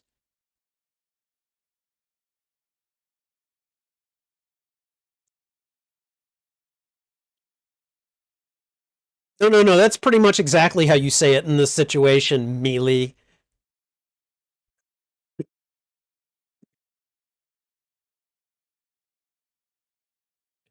George Lopez is having way too much fun being George Lopez right here.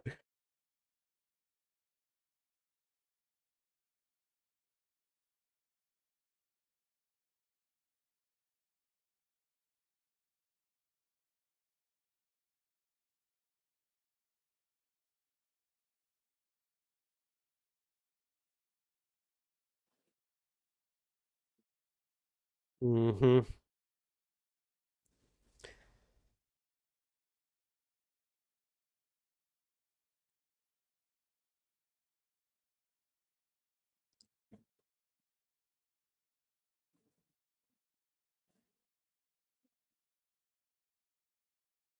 I was gonna be like, come on, like give him some arsenal.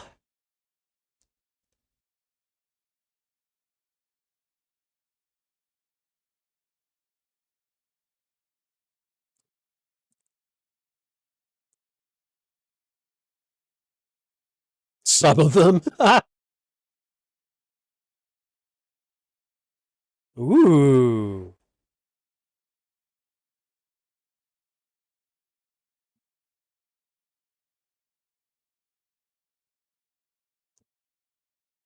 Oh wow.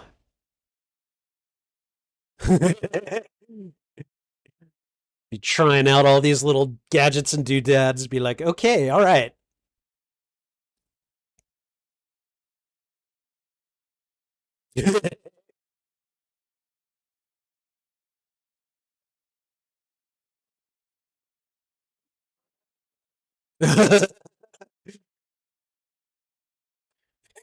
Wow. She's like, I know how to use this thing. Don't worry.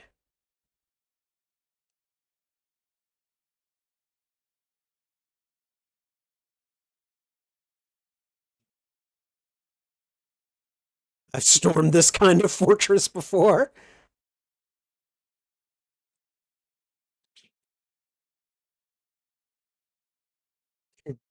Grandma was a revolutionary.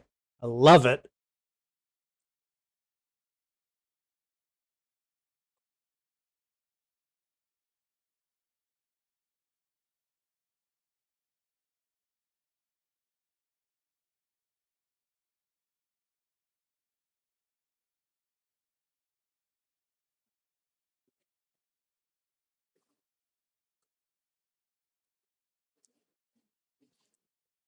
I love this. Nana just becomes a badass. Like, okay, all right, we're doing this.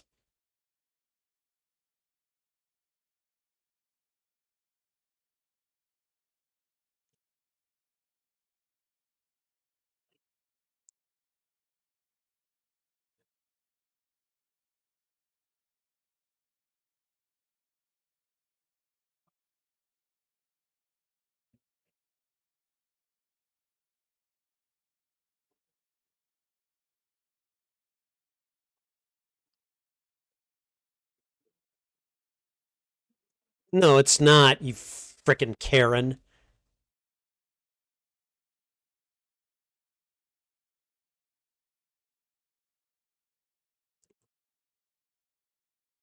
That's your opinion.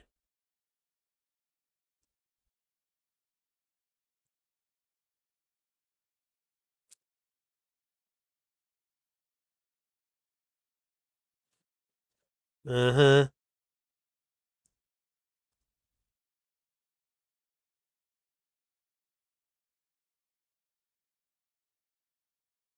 It's like, no, no, no, no, no. I'm not volunteering for this.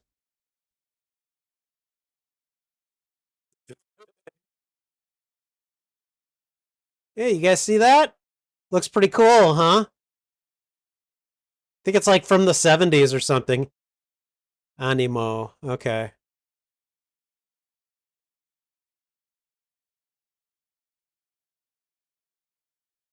Nah. Air brakes.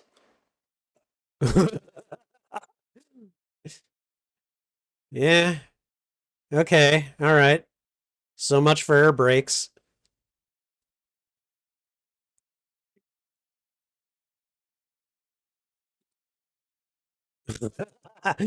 We're just gonna, tear part of the roof off of this thing.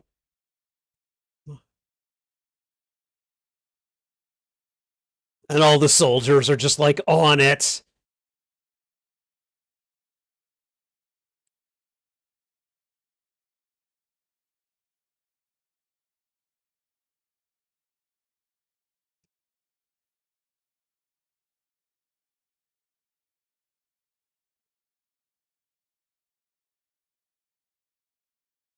Uh oh.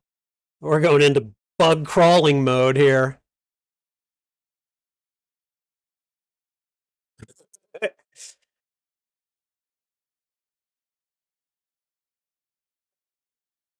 It's like, you can go ahead and keep firing. It's clearly not effective, but sure.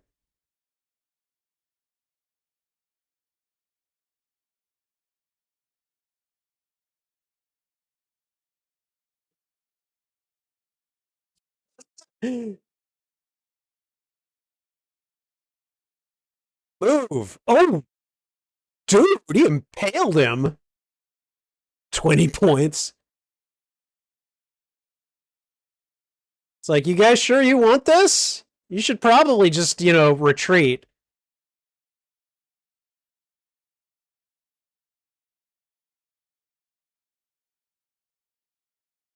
Bug fart?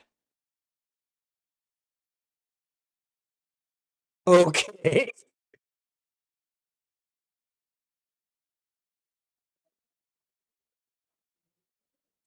The cloaking system is a smokescreen.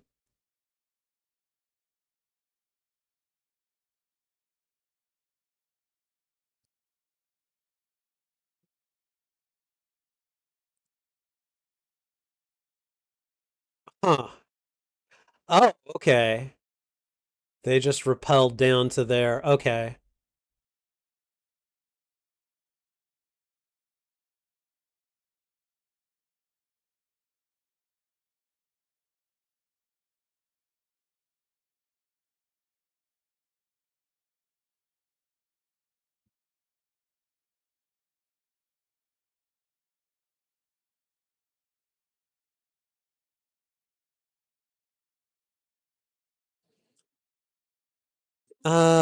Nobody trusts you, Victoria.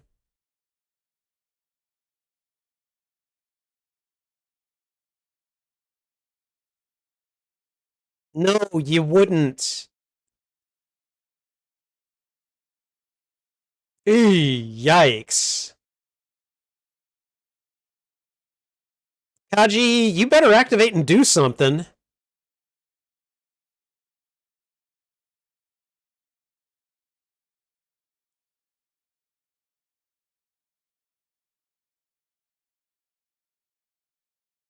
What is that? Oh, you better not scream.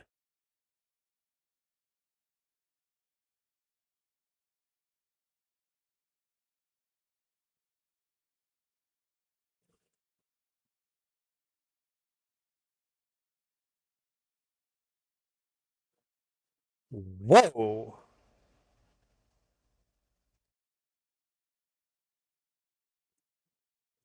I thought an OMAC was supposed to be a one-man army. Why would you need an army of one-man armies? Never mind.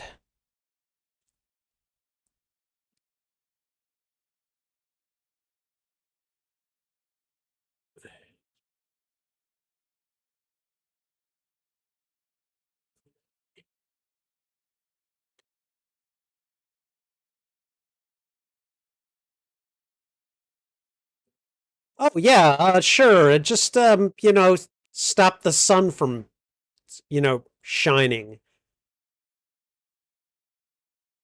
Oh, what are we looking at here?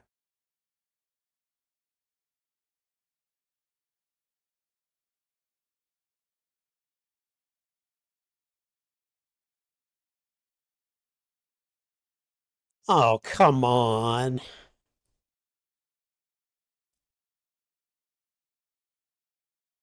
Oh, Jesus. Come on. This isn't fair. This isn't nice.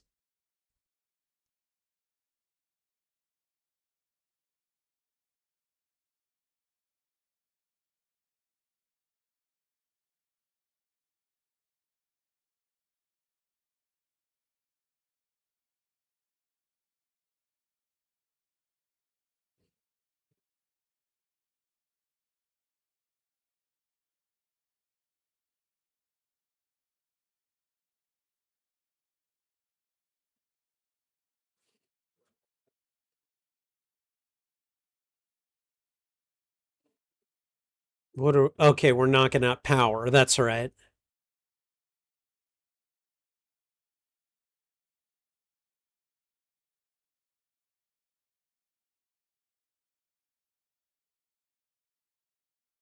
Jesus.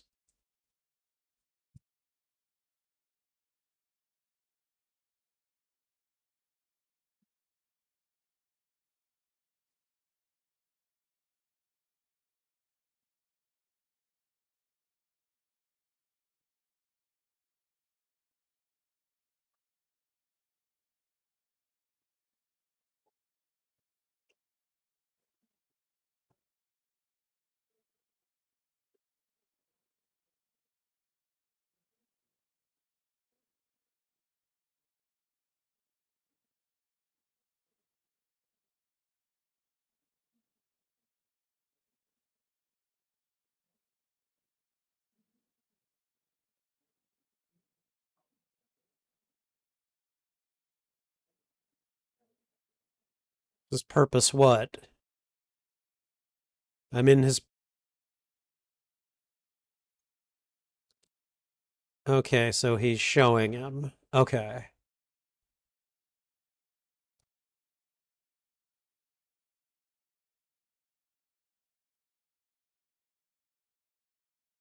Oh, okay.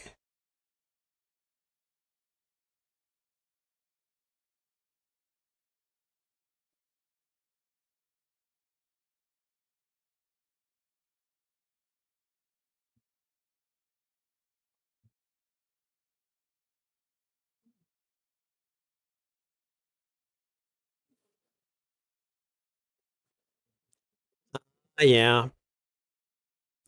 Listen to your heart, you know?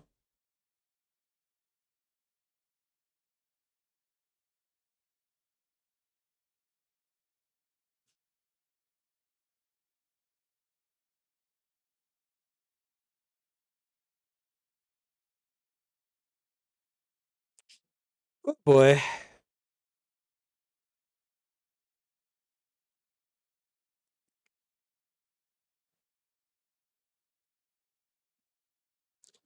All right.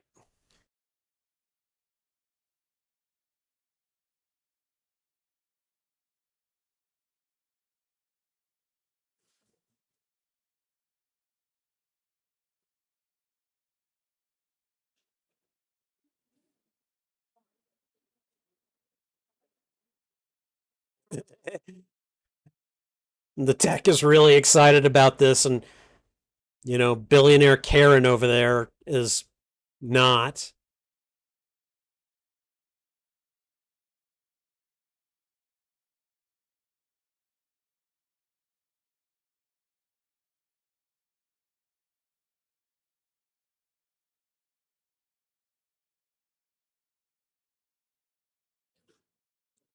Good God.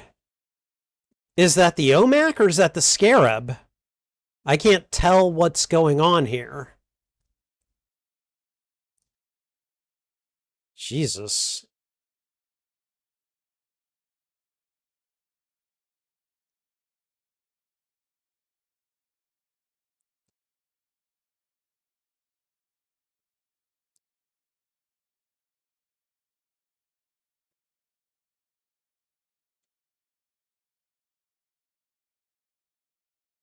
All right. So now what? All right. Power should be about to go out. Okay.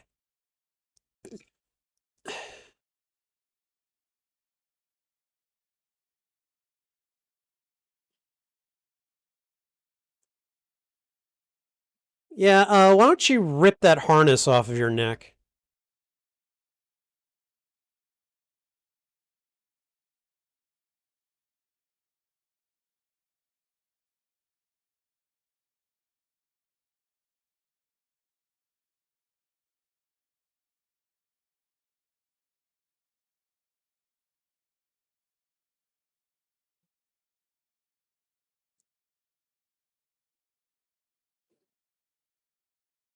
He knows they're here.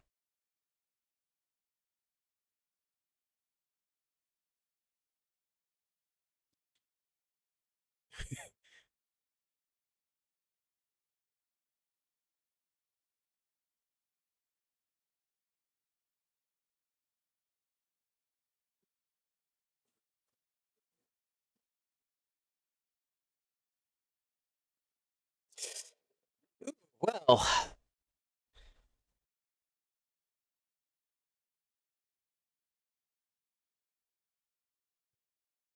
you probably better...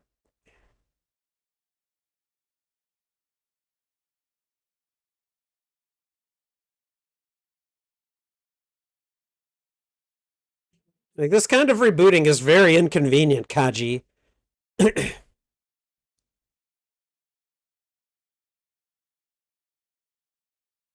Oh, well, that was bad. They had better each be on a different side.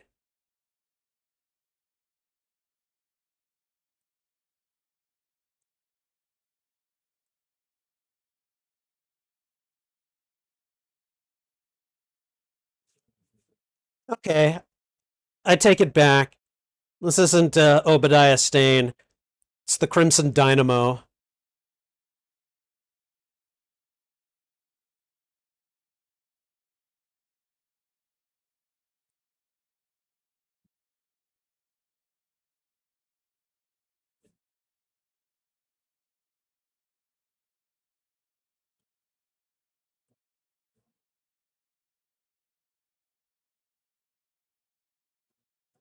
Damn it! What is this? The '90s? Yeah, yeah, yeah. You don't want to deal with this right now. This is bad timing. Okay, Kaji, you need to figure something out quick because he kind of needs you here.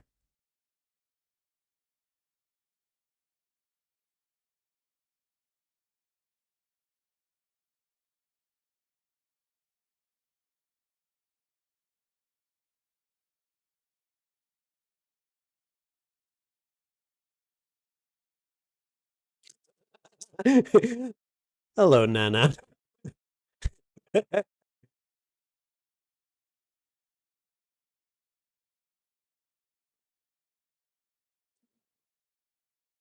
I'll tell you later. But right now, we need to go.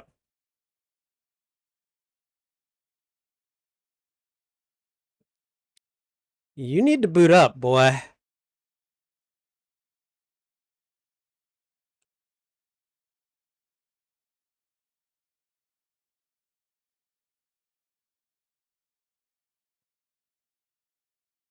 It's like, you're not getting past here.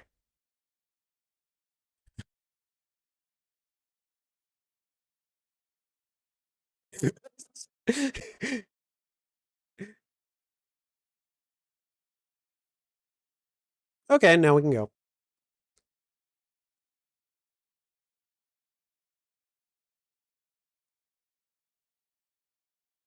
Okay, of course Jenny is on the other side as opposed to being trapped under the rubble, but... Oh, yeah, you may not want to you may not want to swallow too much of that dirt or dust. That's...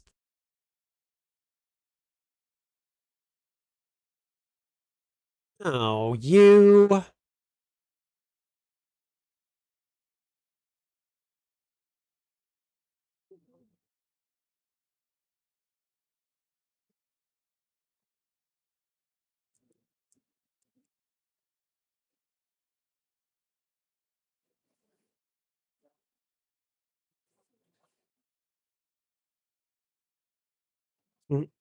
We need to go. Oh, God.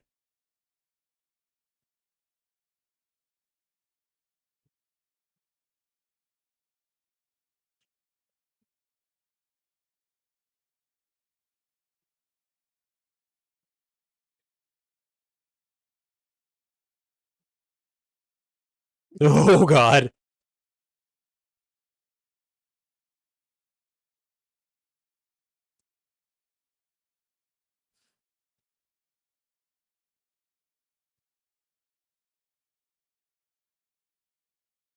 Damn straight, yes.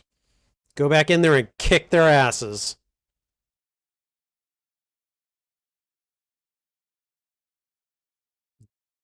Nice. Shield time.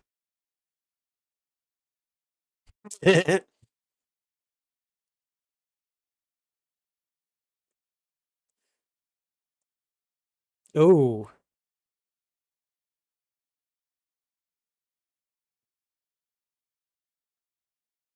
do not mess with my sister. She is a pain, but she's my pain. Yep.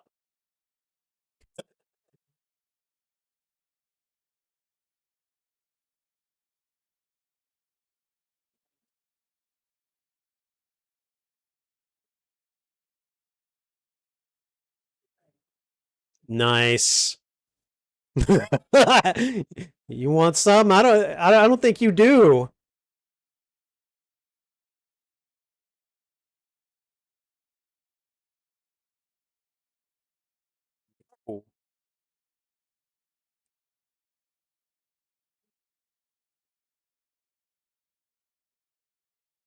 Dang. So this suit can just like form whatever weapon it wants?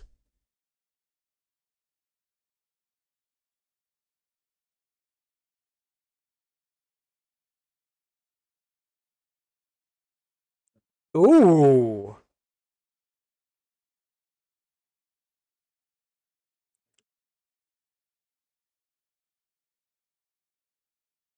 It's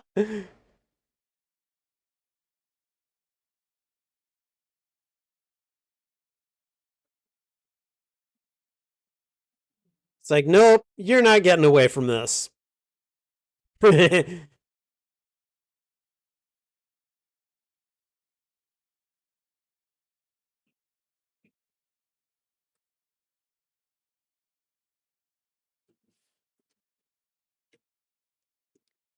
I was being kidnapped.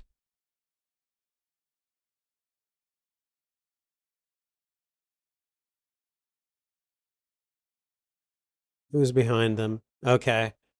It's just Rudy. Okay. All right.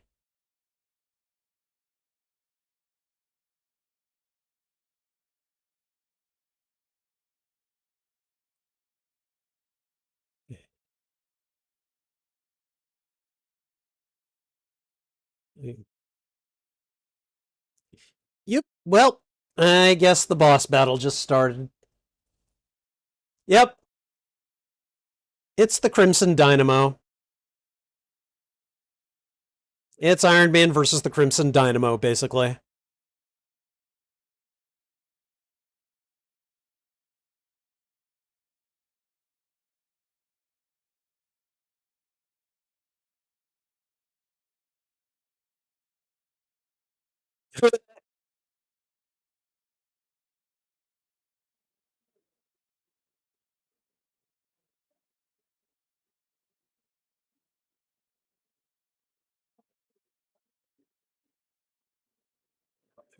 Of course, they got to give George Lopez something heroic to do here.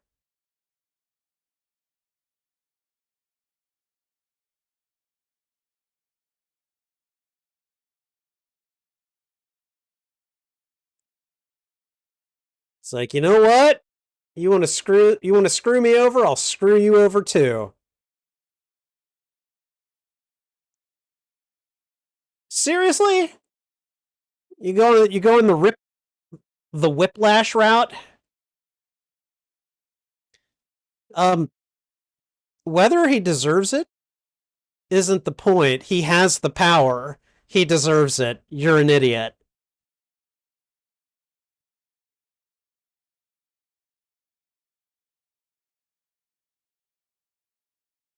Chest burst, nice.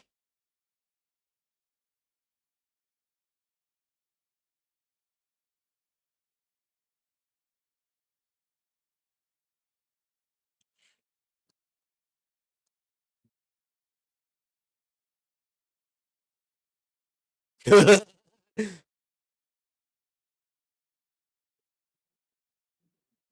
like that's like Guts' sword from Berserk.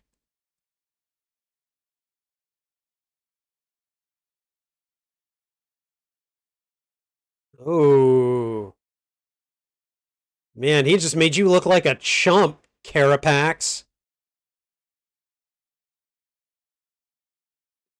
Yeah, I was gonna say you need to chill there, Jaime. Battle's not over yet.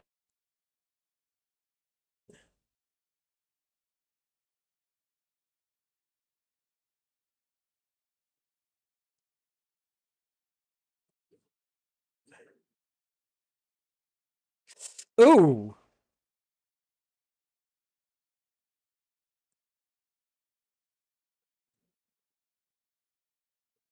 Oh God.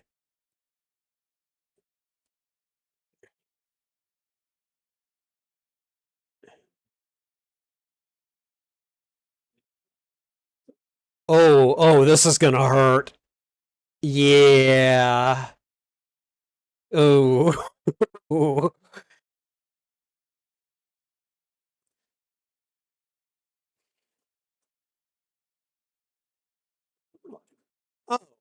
Hell of a time to tell me this.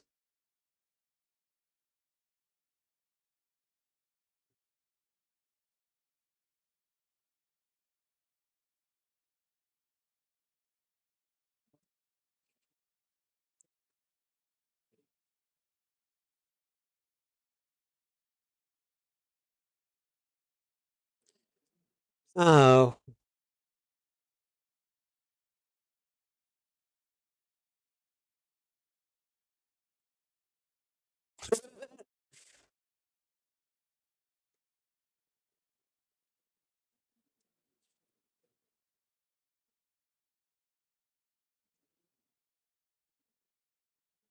Yeah.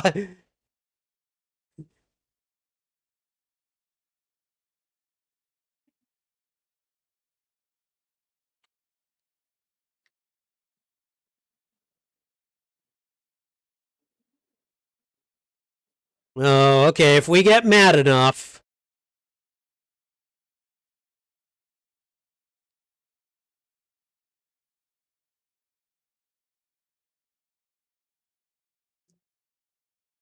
Maybe he should have led with that.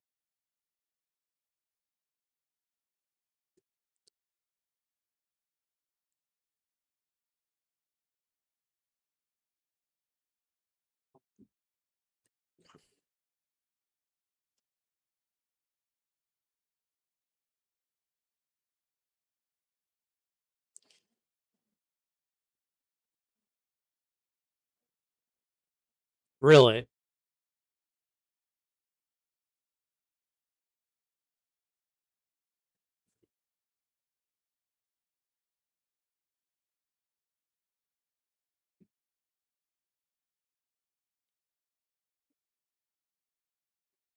Damn.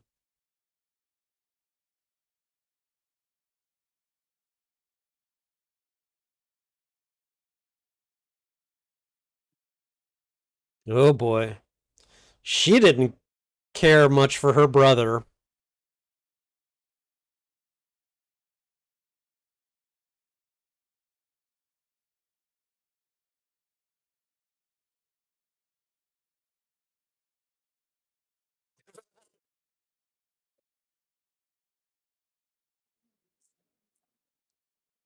Interesting.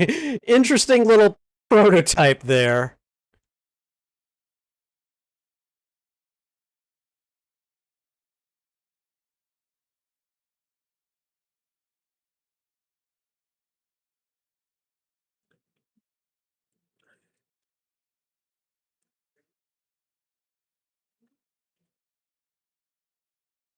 Oh.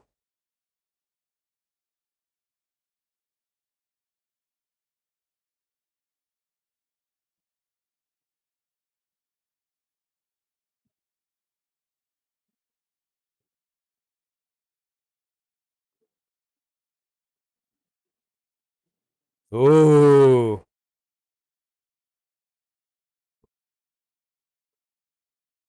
Oh, she's stopping him. There we go.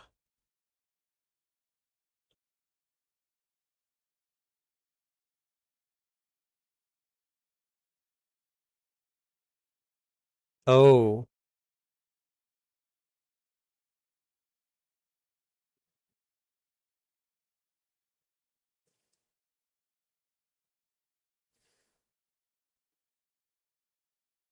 Okay, yeah. Oh. Stepped on a mine. Okay. Dude did a lot of killing.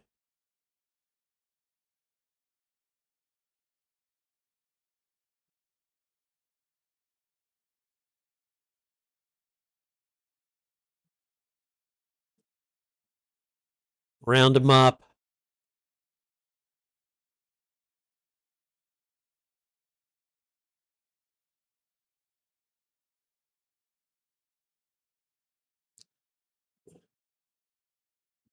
Ooh. Well,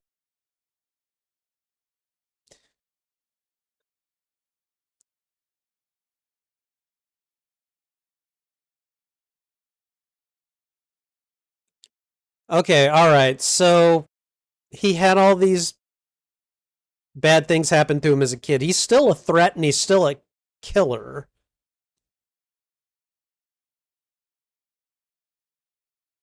Yeah.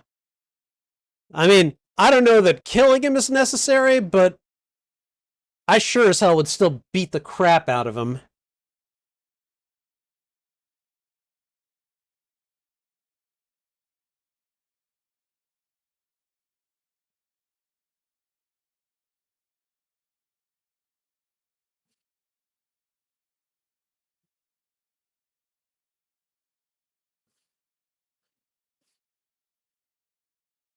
I'd just be like, you know what, dude? I'm not gonna kill you, but I beat you. So go flip off.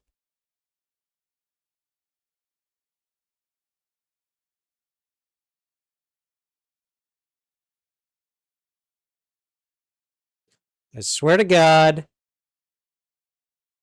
if you try to fight me now,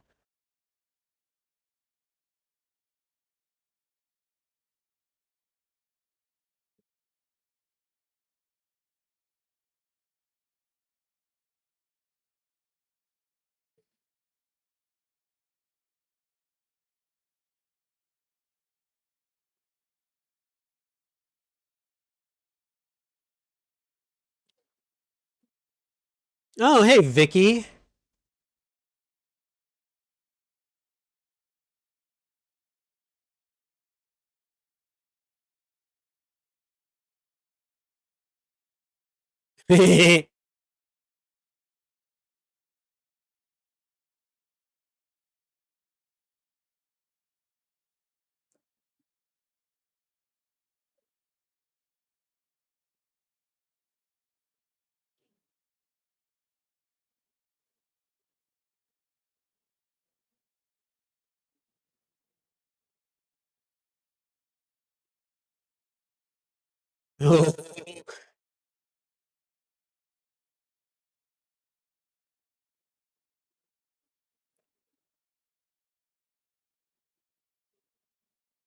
No, you've been fixing him all your life. Another what?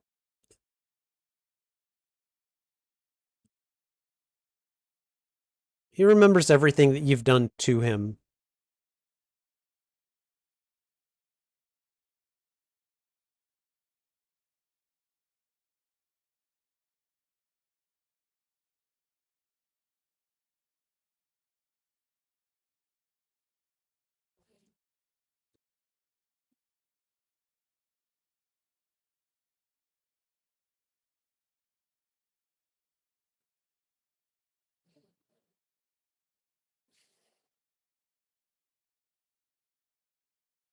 Oh, he's grabbing her by the scruff and dragging her into. Oh wow.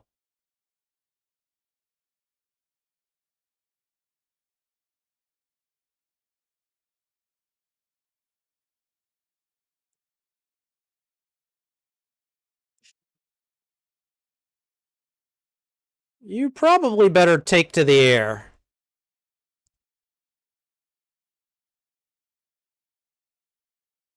Oh, I was thinking you should fly, but that's just me.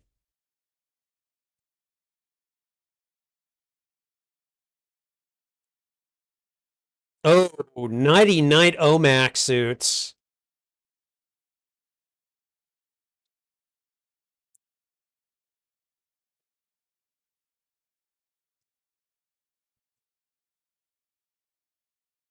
Hmm.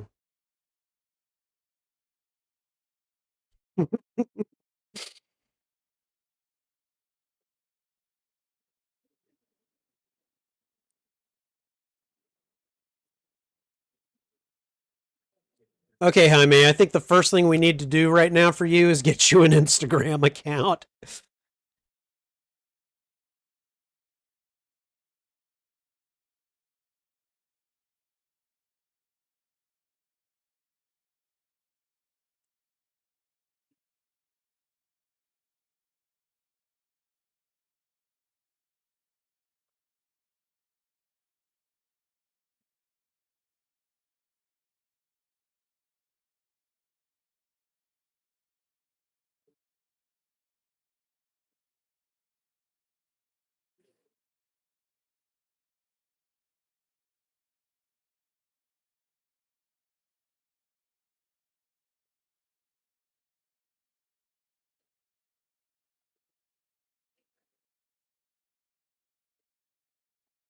Oh,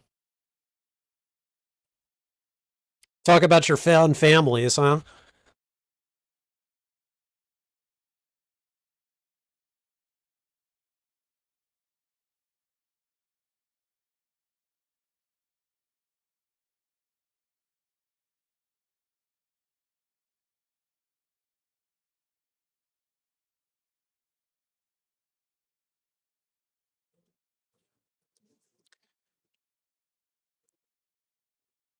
Let me guess, clean energy, right?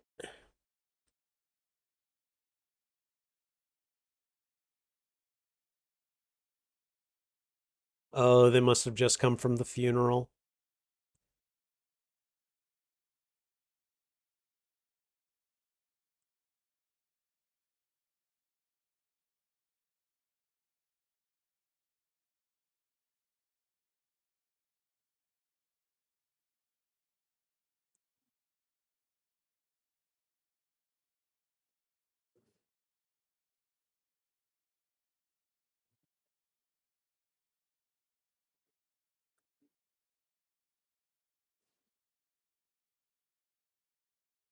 Oh,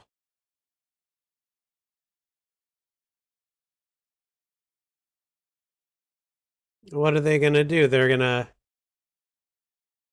help them rebuild? See, some of them had like food or something. That's nice. Ooh, I'm usually not much into the biker chick look, but Jenny kind of pulls it off.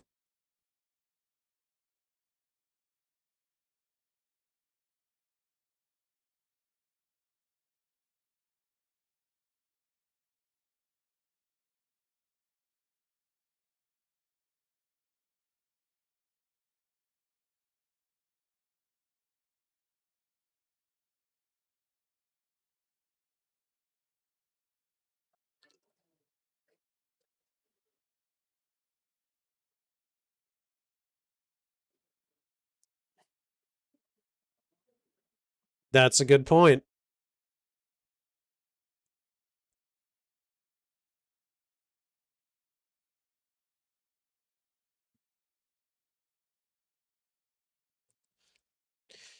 She pulls that look off very nicely. Oh,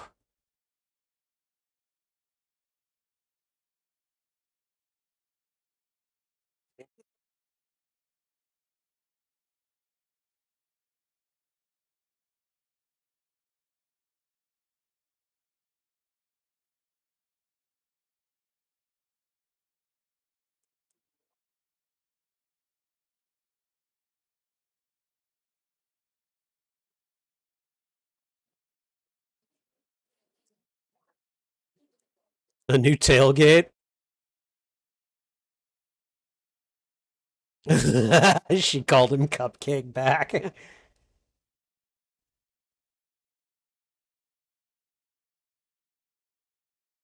Help me like it.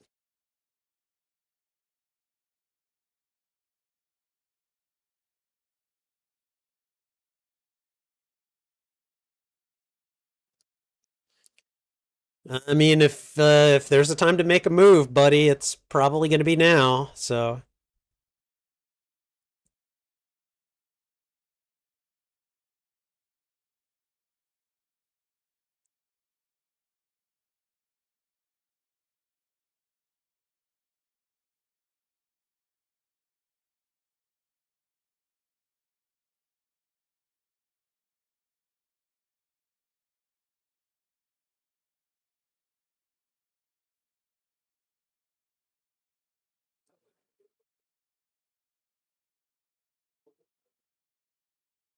how do you think?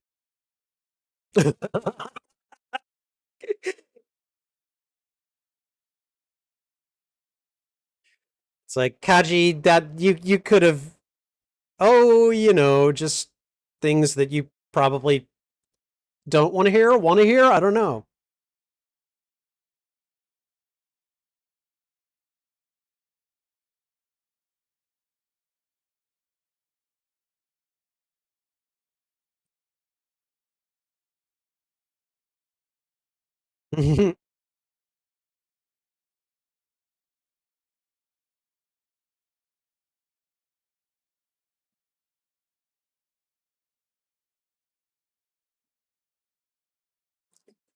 And here we go.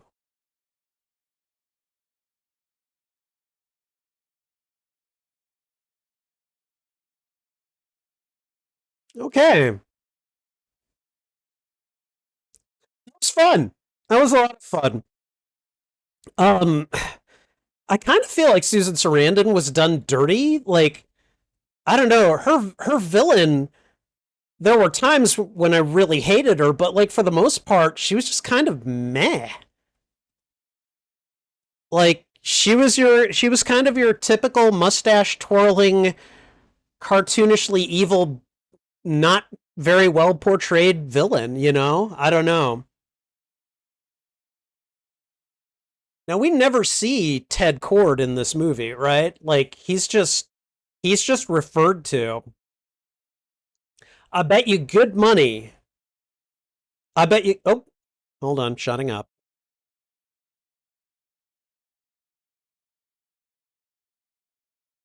I was going to say, I bet you good money that he was intended to be seen in the sequel.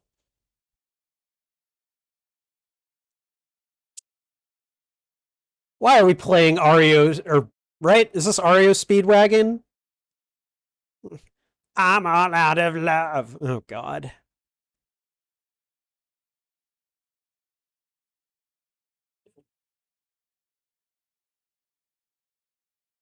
Is this Ted Cord? Yep.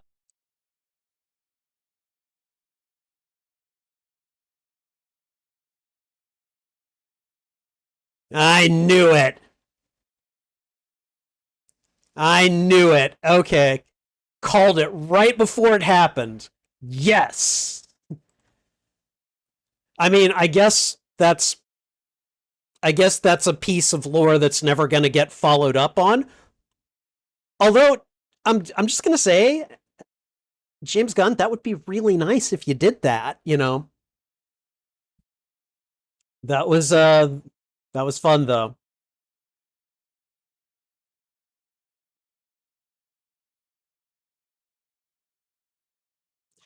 Yeah, I don't know, like maybe this is just a result of me being like really genre savvy about this kind of thing.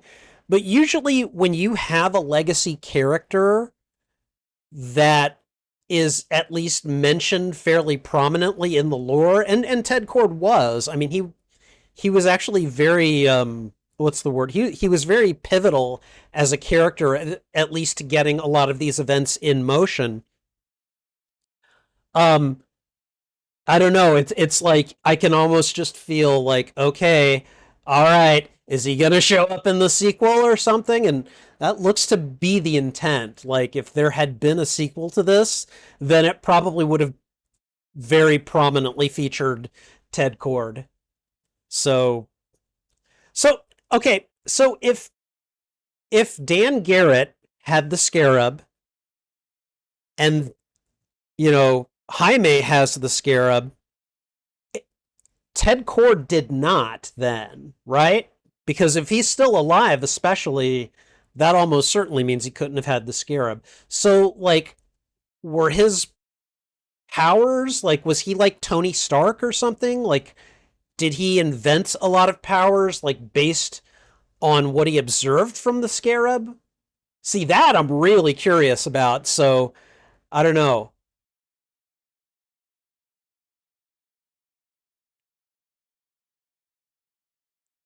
All right, we got about 4 minutes of credits left. So, but I don't know. Overall, let's see. Uh again, didn't care too much for the villain, which is kind of sad because I really do like Susan Sarandon. Um and really, I mean like Ignacio's character, he's mainly just a hammer character until the end. And like all of that development comes at the last moment and I really don't care for that. So like I don't know, they could have done a better job with the villain here. They really could have. But aside from that, I mean, I really liked it. I really liked that his family was a big part of the narrative, and not just in the sense of like being inspiration for him, but like they got in there and physically helped him out. I really enjoyed that and thought that was a lot of fun. You don't see as much of that as I feel like maybe you should in a lot of superhero movies, but like because I mean, a lot of especially American superhero movies, it's that whole like I must do this by myself and I must protect the ones that I love and I don't want them to get hurt because of me and and I mean we're slowly kind of steering away from that. I feel like in Spider-Man No Way Home there was a little bit of that when like MJ told Peter, it's like, "Hey, if you need to do something that, you know, throws all of our lives in jeopardy. I mean, she's like, that's fine. Let's just talk about it before you do. Like, keep us in the loop so that we can, be involved." And then she and Ned actually were involved in the final battle, in the ways that they could help. I really appreciated that. So, I don't know. I just kind of liked that, we had Ted Cord's arsenal, and so like some of the family members were able to pick up, just little pieces of tech and go in there and help out where they could. I really liked and appreciated that. So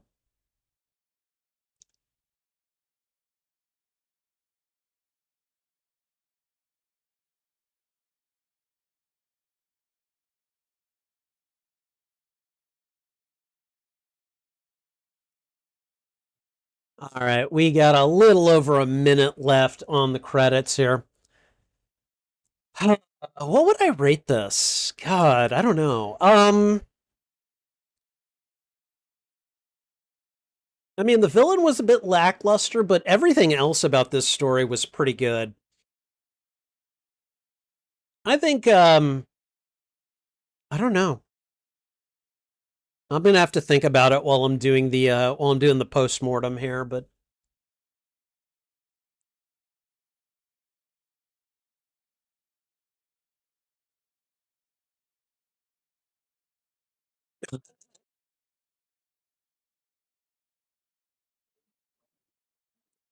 is this is this a is this supposed to be a like a Hispanic superhero or what?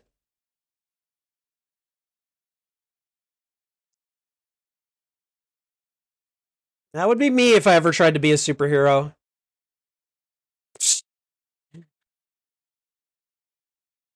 I was surprised to see George Lopez in this movie. All right. No HBO Max. I do not wish to watch Black Adam. All right. Let me go ahead and get rid of that. All right, let's see. All right, since Blue Beetle is supposed to appear in the new DC continuity, CG wouldn't feel too surprised if Ted Cord showed up. I hope that if he does, that oh, I need to stop the timer. All right, let me go ahead and just do that. Okay. Um, I hope that if he does show up, that they take at least some of the events of the movie into consideration. Like, I mean, personally, I first of all, I think Xolo Maridueña did a really good job in this movie. But I also would like to see just a little bit of like, picking up pieces from this movie and weaving them into the DCU continuity. I think that would be a lot of fun. So, all right, okay. Uh, yeah, this was fun. This was fun, and I really enjoyed it. So, give me just a minute to get a couple of things into place here, and then we're gonna go ahead and we're gonna do the postmortem. All right. Okay. All right.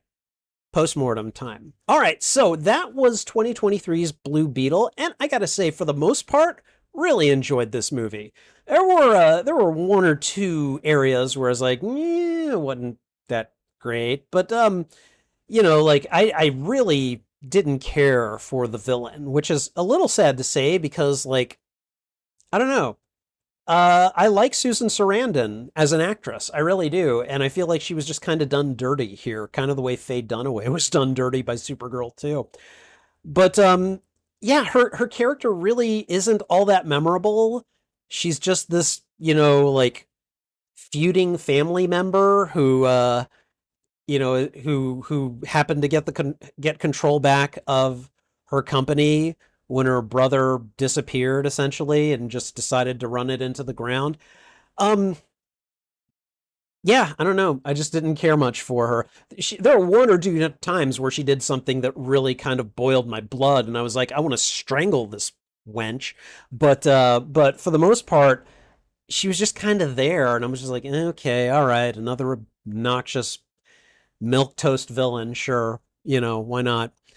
But really, I mean, a lot of the rest of the movie worked for me. I can definitely I can definitely get behind the inclusion of Jaime's family as not just like a source of background support for him, but also like them getting in there with him and like picking up some Ted Cord technology and busting a few heads to help him out when he needed it. That was pretty gratifying to watch. And man, the grandma was just kind of a badass, and I really liked her, especially when she's using the high tech Gatling gun and just mowing down soldiers. And what did she say? Like uh death to the imperialists or something like that. And Jaime's just looking at her like, whoa. I don't know. Like, I really like that. I especially like the way that she took over after Alberto died during the struggle about halfway through the movie. And she's like, this is not the time to cry. Right now we need to help Jaime. He's got a solid family unit backing him, which is a really nice thing to have in this kind of situation. Um so yeah, I don't know. I don't know. There was a lot to enjoy.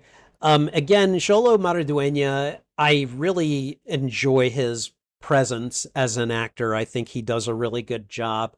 Um, Now, again, I'm maybe a bit biased because I watched him basically grow up on Cobra Kai. But in this movie, he does a pretty good job. He does a really good job of creating a character that you both sympathize wow that you both sympathize with and then that you can laugh at, and he does his comedic bits well, he does his emotional bits well. And for the most part, I was pretty much there with his character. He might have made one or two decisions where I was like, don't do that, why are you doing that? But that's probably the script more than anything else. So um it was kind of weird seeing George Lopez in here. I was just kind of like, okay, they brought him into the movie and we're like, here, we'll give you some heroic things to do. And him with that line, Batman's a fascist. I was like, ooh, what? I mean, I guess I could see how that argument could be made, but for the most part, like a lot of the family scenes, some of them were a little over the top, and I guess I'm okay with it just because, like, you do these things for dramatic effect and everything. But, like, that scene of them showing up with him when he went to Cord Industries to talk to Jenny, I was just kind of like, oh my God, come on, guys. Really? Doesn't this seem a little bit just over the top, a little on the nose here? Just stop. Um, I don't know who the actress is who played Jenny Cord. But she did a pretty good job. And for the most part, like, I know she's supposed to be the love interest, but for the most part, I was just kind of like, yeah, okay, whatever. Like, sure, they'll end up together, and I'm fine with it. And then I saw her in the biker jacket, and I'm like, okay, all right, she's pulling this off. I'm a little more here for it now. So, I liked the inclusion of Ted Cord in the film's lore and mythology. I really liked that. And again, I'm I'm not gonna lie, okay? I'm a little proud of myself that I'm like, you know, I have this feeling that Ted Cord would have shown up in a sequel that they made of this movie, and then boom, post credit or mid credit scene, and we get a voicemail from Ted Cord, and I'm like, I know how these guys think. I know how they think, and I did, and I do, and I'm going to be proud of myself for that. So, um, but yeah, overall, I enjoyed this one quite a bit. In terms of a letterboxed rating, I would probably give this. I would say this gets a 3.5. I'd say this gets a pretty solid 3.5. Um, would have given it 4, but I don't think they handled the villain really well, and I feel kind of bad to say that because again, I think Susan Sarandon is a wonderful actress and could have done more if they had given her character more to do and made her a little bit more compelling. Here she's just dislikable white woman, dislikable rich Karen basically, and come on guys, you can do better than that.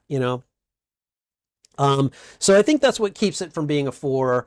But I think a 3.5. Yeah, no, like I definitely had a good time watching this, and now that I know that it uh, probably won't be getting a direct sequel, um, I'm at least, hopeful that James Gunn will include elements of this character and maybe from this movie in the mythology as he develops the DCU proper. So I don't know. I'm looking forward to that. Hopefully we haven't seen the last of Jaime, and hopefully we haven't seen the last of Xolo playing Jaime. But with all that said, yeah, overall, this was fun. I enjoyed watching it, and hopefully you did as well. Thank you for watching this reaction. If you enjoyed it, please go ahead and thwip the like button, and if you haven't already, consider subscribing as well. Also, consider sharing this out to your friends, your family, your followers, anyone that you think would enjoy my reaction to these media. In this case, fans of the DC Universe. What'd you think of this movie? Did you like it? Did you dislike it? Let me know why in the comments. I would love to have a conversation with you about this film. You can find the full and unedited live stream of this reaction on my YouTube channel. There is a master playlist of all movies that I've watched and reacted to, and I divide them up into shorter playlists by genre and by some tagged playlists. Excuse me. Blue Beetle would appear in the science fiction, action, and adventure genre playlists, and I've got a couple of tagged playlists that it should appear in, including superhero movies, comic book movies, and DC movies as well. And and finally, channel memberships are now active on the Spidey Librarian YouTube channel. Check out the membership tiers and see which benefits you'd like access to. Perks include shoutouts, members-only videos, members-only live streams, and early access to selected uploaded content, as well as a few other perks. And that's not even mentioning my custom emotes and badges, which I think look pretty good. Check out the membership tiers today and see which perks you'd like access to. And I think that's everything. So thanks again for watching. This is Spidey Librarian. And until my next stream or upload, I'll be wishing you a good day. Okay, all right. Let's go ahead and check out the chat, see what you guys have been saying. Master of the Arts came by. Thank you for that. And I can hear Trouble. Trouble has been yowling to get into my room again. And I don't know. I let her out and I told her if you get out, I'm not letting you back in until the movie's over. So give me 1 second, I'm gonna let her in and then we'll talk more about this movie.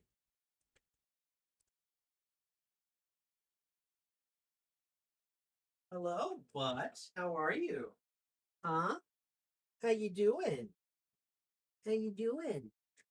I told you. I told you once I let you out, I wasn't gonna let you back in until it was done streaming. Yeah. Oh God, I love that little gremlin so damn much. Okay. All right, let's see. Let's see. Marshland said that he thinks one reason why Jaime started becoming the more popular version of Blue Beetle was because of characters like Miles Morales making Latino characters more intriguing to the overall general public. And I mean, let's be real, just more acceptable too, you know. Um, and I guess I need to bring this up because it represents an argument that I have gotten into with my white friends who have had things to say about that. And it's like, you know, I don't see a problem when you take someone who is not white and they get the mantle of a character that is white. All right. And like I've had way too many friends get upset about it and just be like, well, then they need to make their own superhero. And I'm like, you know what? No, they don't. Like I remember I got into it with someone talking about Ironheart. And he was, his contention was that Tony Stark needs to be Iron Man forever, and there shouldn't be any legacy characters, and that Riri Williams, basically didn't like she was not someone that he would ever accept. And I'm like, dude, that's racist. And of course that upset him. And I basically told him, like, look, you know, there are so many times when, for instance, you know, like in this particular instance, you would say, if you want to make Iron Man black or a woman, then they should create their own superhero. And I'm like, they've created their own superheroes. Okay, we've had Black Panther, we've had Luke Cage. All right, and frankly, whenever that kind of thing happens, then you guys want to come out and basically make your own like whitewashed versions of these characters. And it's like, just stop it. Okay. If you guys can do that, like, there are so many superheroes that are white. Okay. And you have so much fewer even now that are black, that are, Hispanic, that are Asian, that are whatever isn't, white Caucasian, essentially. And I think Trouble agrees with what I'm saying. And it's like if you were to just put a jelly bean into a jar for each of these, and then you do the same thing for characters of color. The jar of jelly beans for white characters is going to be like this high, and you could probably take all of the non-white, superhero characters, and it's going to be like this in comparison, you know. And I think that representation does matter in all media. It's one of the reasons that it's one of many reasons that I liked that I liked Andor from Star Wars Rogue One.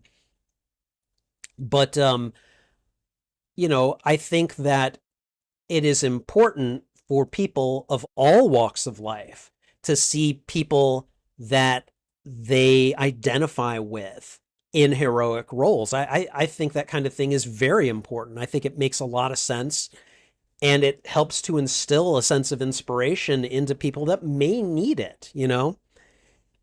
And again, like I think that when we put Miles out there, when we put um hell, they made a version, this doesn't just extend to race.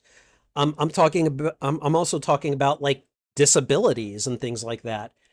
I think that and I think it was in Across the Spider-Verse, there was a spider character that had a wheelchair and a cane, And I can't remember what the name of the disease was that they had, but that's a comic book. Like they created that character for the comic books and then put them into Across the Spider-Verse. And there are people growing up with things like that, like representation matters. And so I think that that Jaime Reyes is like Miles, he's an important step into getting more inclusion for people of all walks of life, and I really kind of salute that. So Trouble is just sitting here looking at me. Love you. I love you. She's like just out of frame, isn't she? Yeah, she is. Okay. All right, CG says that although Dan Garrett has the honor of being the first Blue Beetle, he seems to be somewhat of a forgotten character, sort of like the first the first Green Lantern, Alan Scott, and the first Flash, Jake Garrick. They may be the first. They were probably in all likelihood from the golden age of comics, and the Silver Age was definitely its own thing for a reason because sometimes they were drawing on characters from the golden age. So, it's not surprising to me that those heroes of a specific era are less remembered than those that came after them because they're the more recent ones. you know I have a feeling, and I think it's starting to happen, that there will come a day when Peter Parker is not remembered. He'll be remembered as the first Spider-Man. I don't know that he will always be considered the definitive Spider-Man. And I think a lot of young Spider-Man fans these days probably know who Miles is before they acknowledge who Peter Parker is. And that is just a thing that happens over time. So I don't know. That's just kind of what I think is, what's starting to happen with him is kind of what has already happened and been made history to Jay Garrick and Alan Scott. Like I get it from that perspective at least.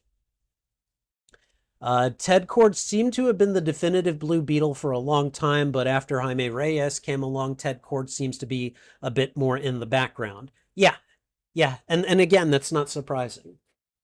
Hello. Hi.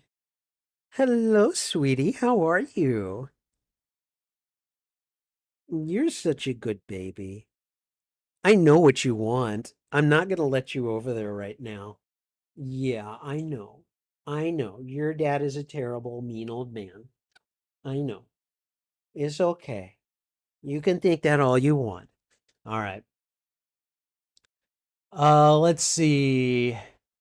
Despite the film, oh wait, hold on. The CG saw Blue Beetle. Okay, I think I read that. Okay, despite the film not doing very well in theaters, it's got a lot of good reviews. Yeah. All right, we talked about this. One of the biggest issues that Blue Beetle had is the year it came. Yeah, we talked about that. Okay. Although CG likes Blue Beetle, he thinks that Victoria Kord is one of the most uninteresting villains in superhero film history. Oh God, I'm having a hard time debating you on that one, CG. I think you're right. Which again sucks. I like Susan Sarandon. She is a fantastic actress. But my God, they did not do her any favors with this movie. All right. CG thinks the actor who plays the father is really good. He's a little old for the role, considering he's older than the actress that plays the grandmother, but he adds a lot of heart. I think it's less about his actual age and more about what he's able to portray. And I think that, hey, it's fine.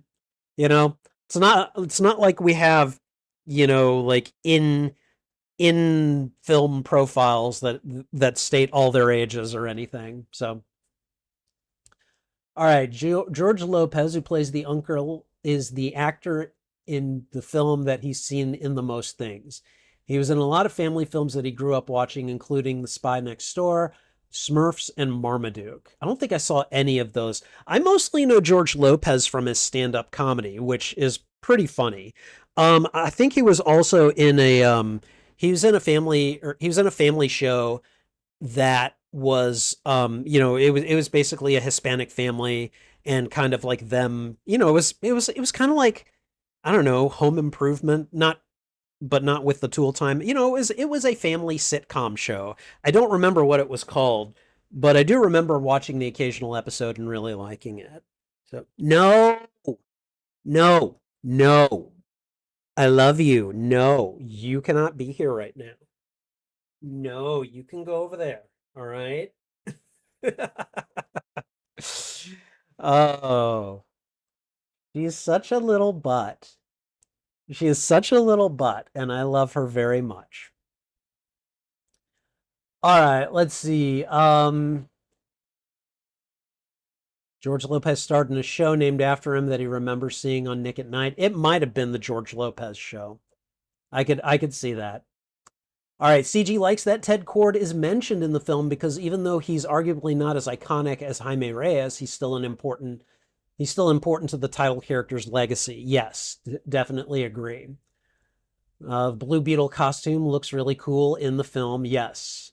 And I mean, Jaime's costume is very different from what I remember of Ted Kord's costume. So, yeah, I'm perfectly willing to acknowledge that.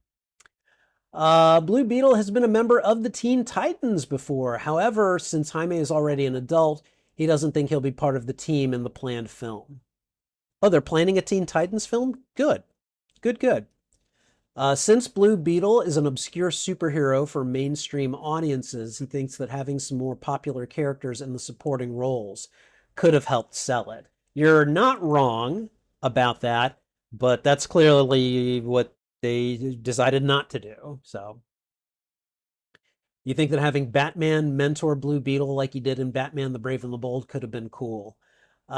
Since I haven't seen Brave and the Bold, I can't really compare it to anything, but I don't know how they would have been able to fit that in this film and tell this story in the way that they told it. But, that's just me. So, all right. Marshland says that from what he understands, the plan to follow this film up with Blue Beetle, the animated series, and then once the Booster Gold TV show comes out, having those two be the ones who end up teaming up.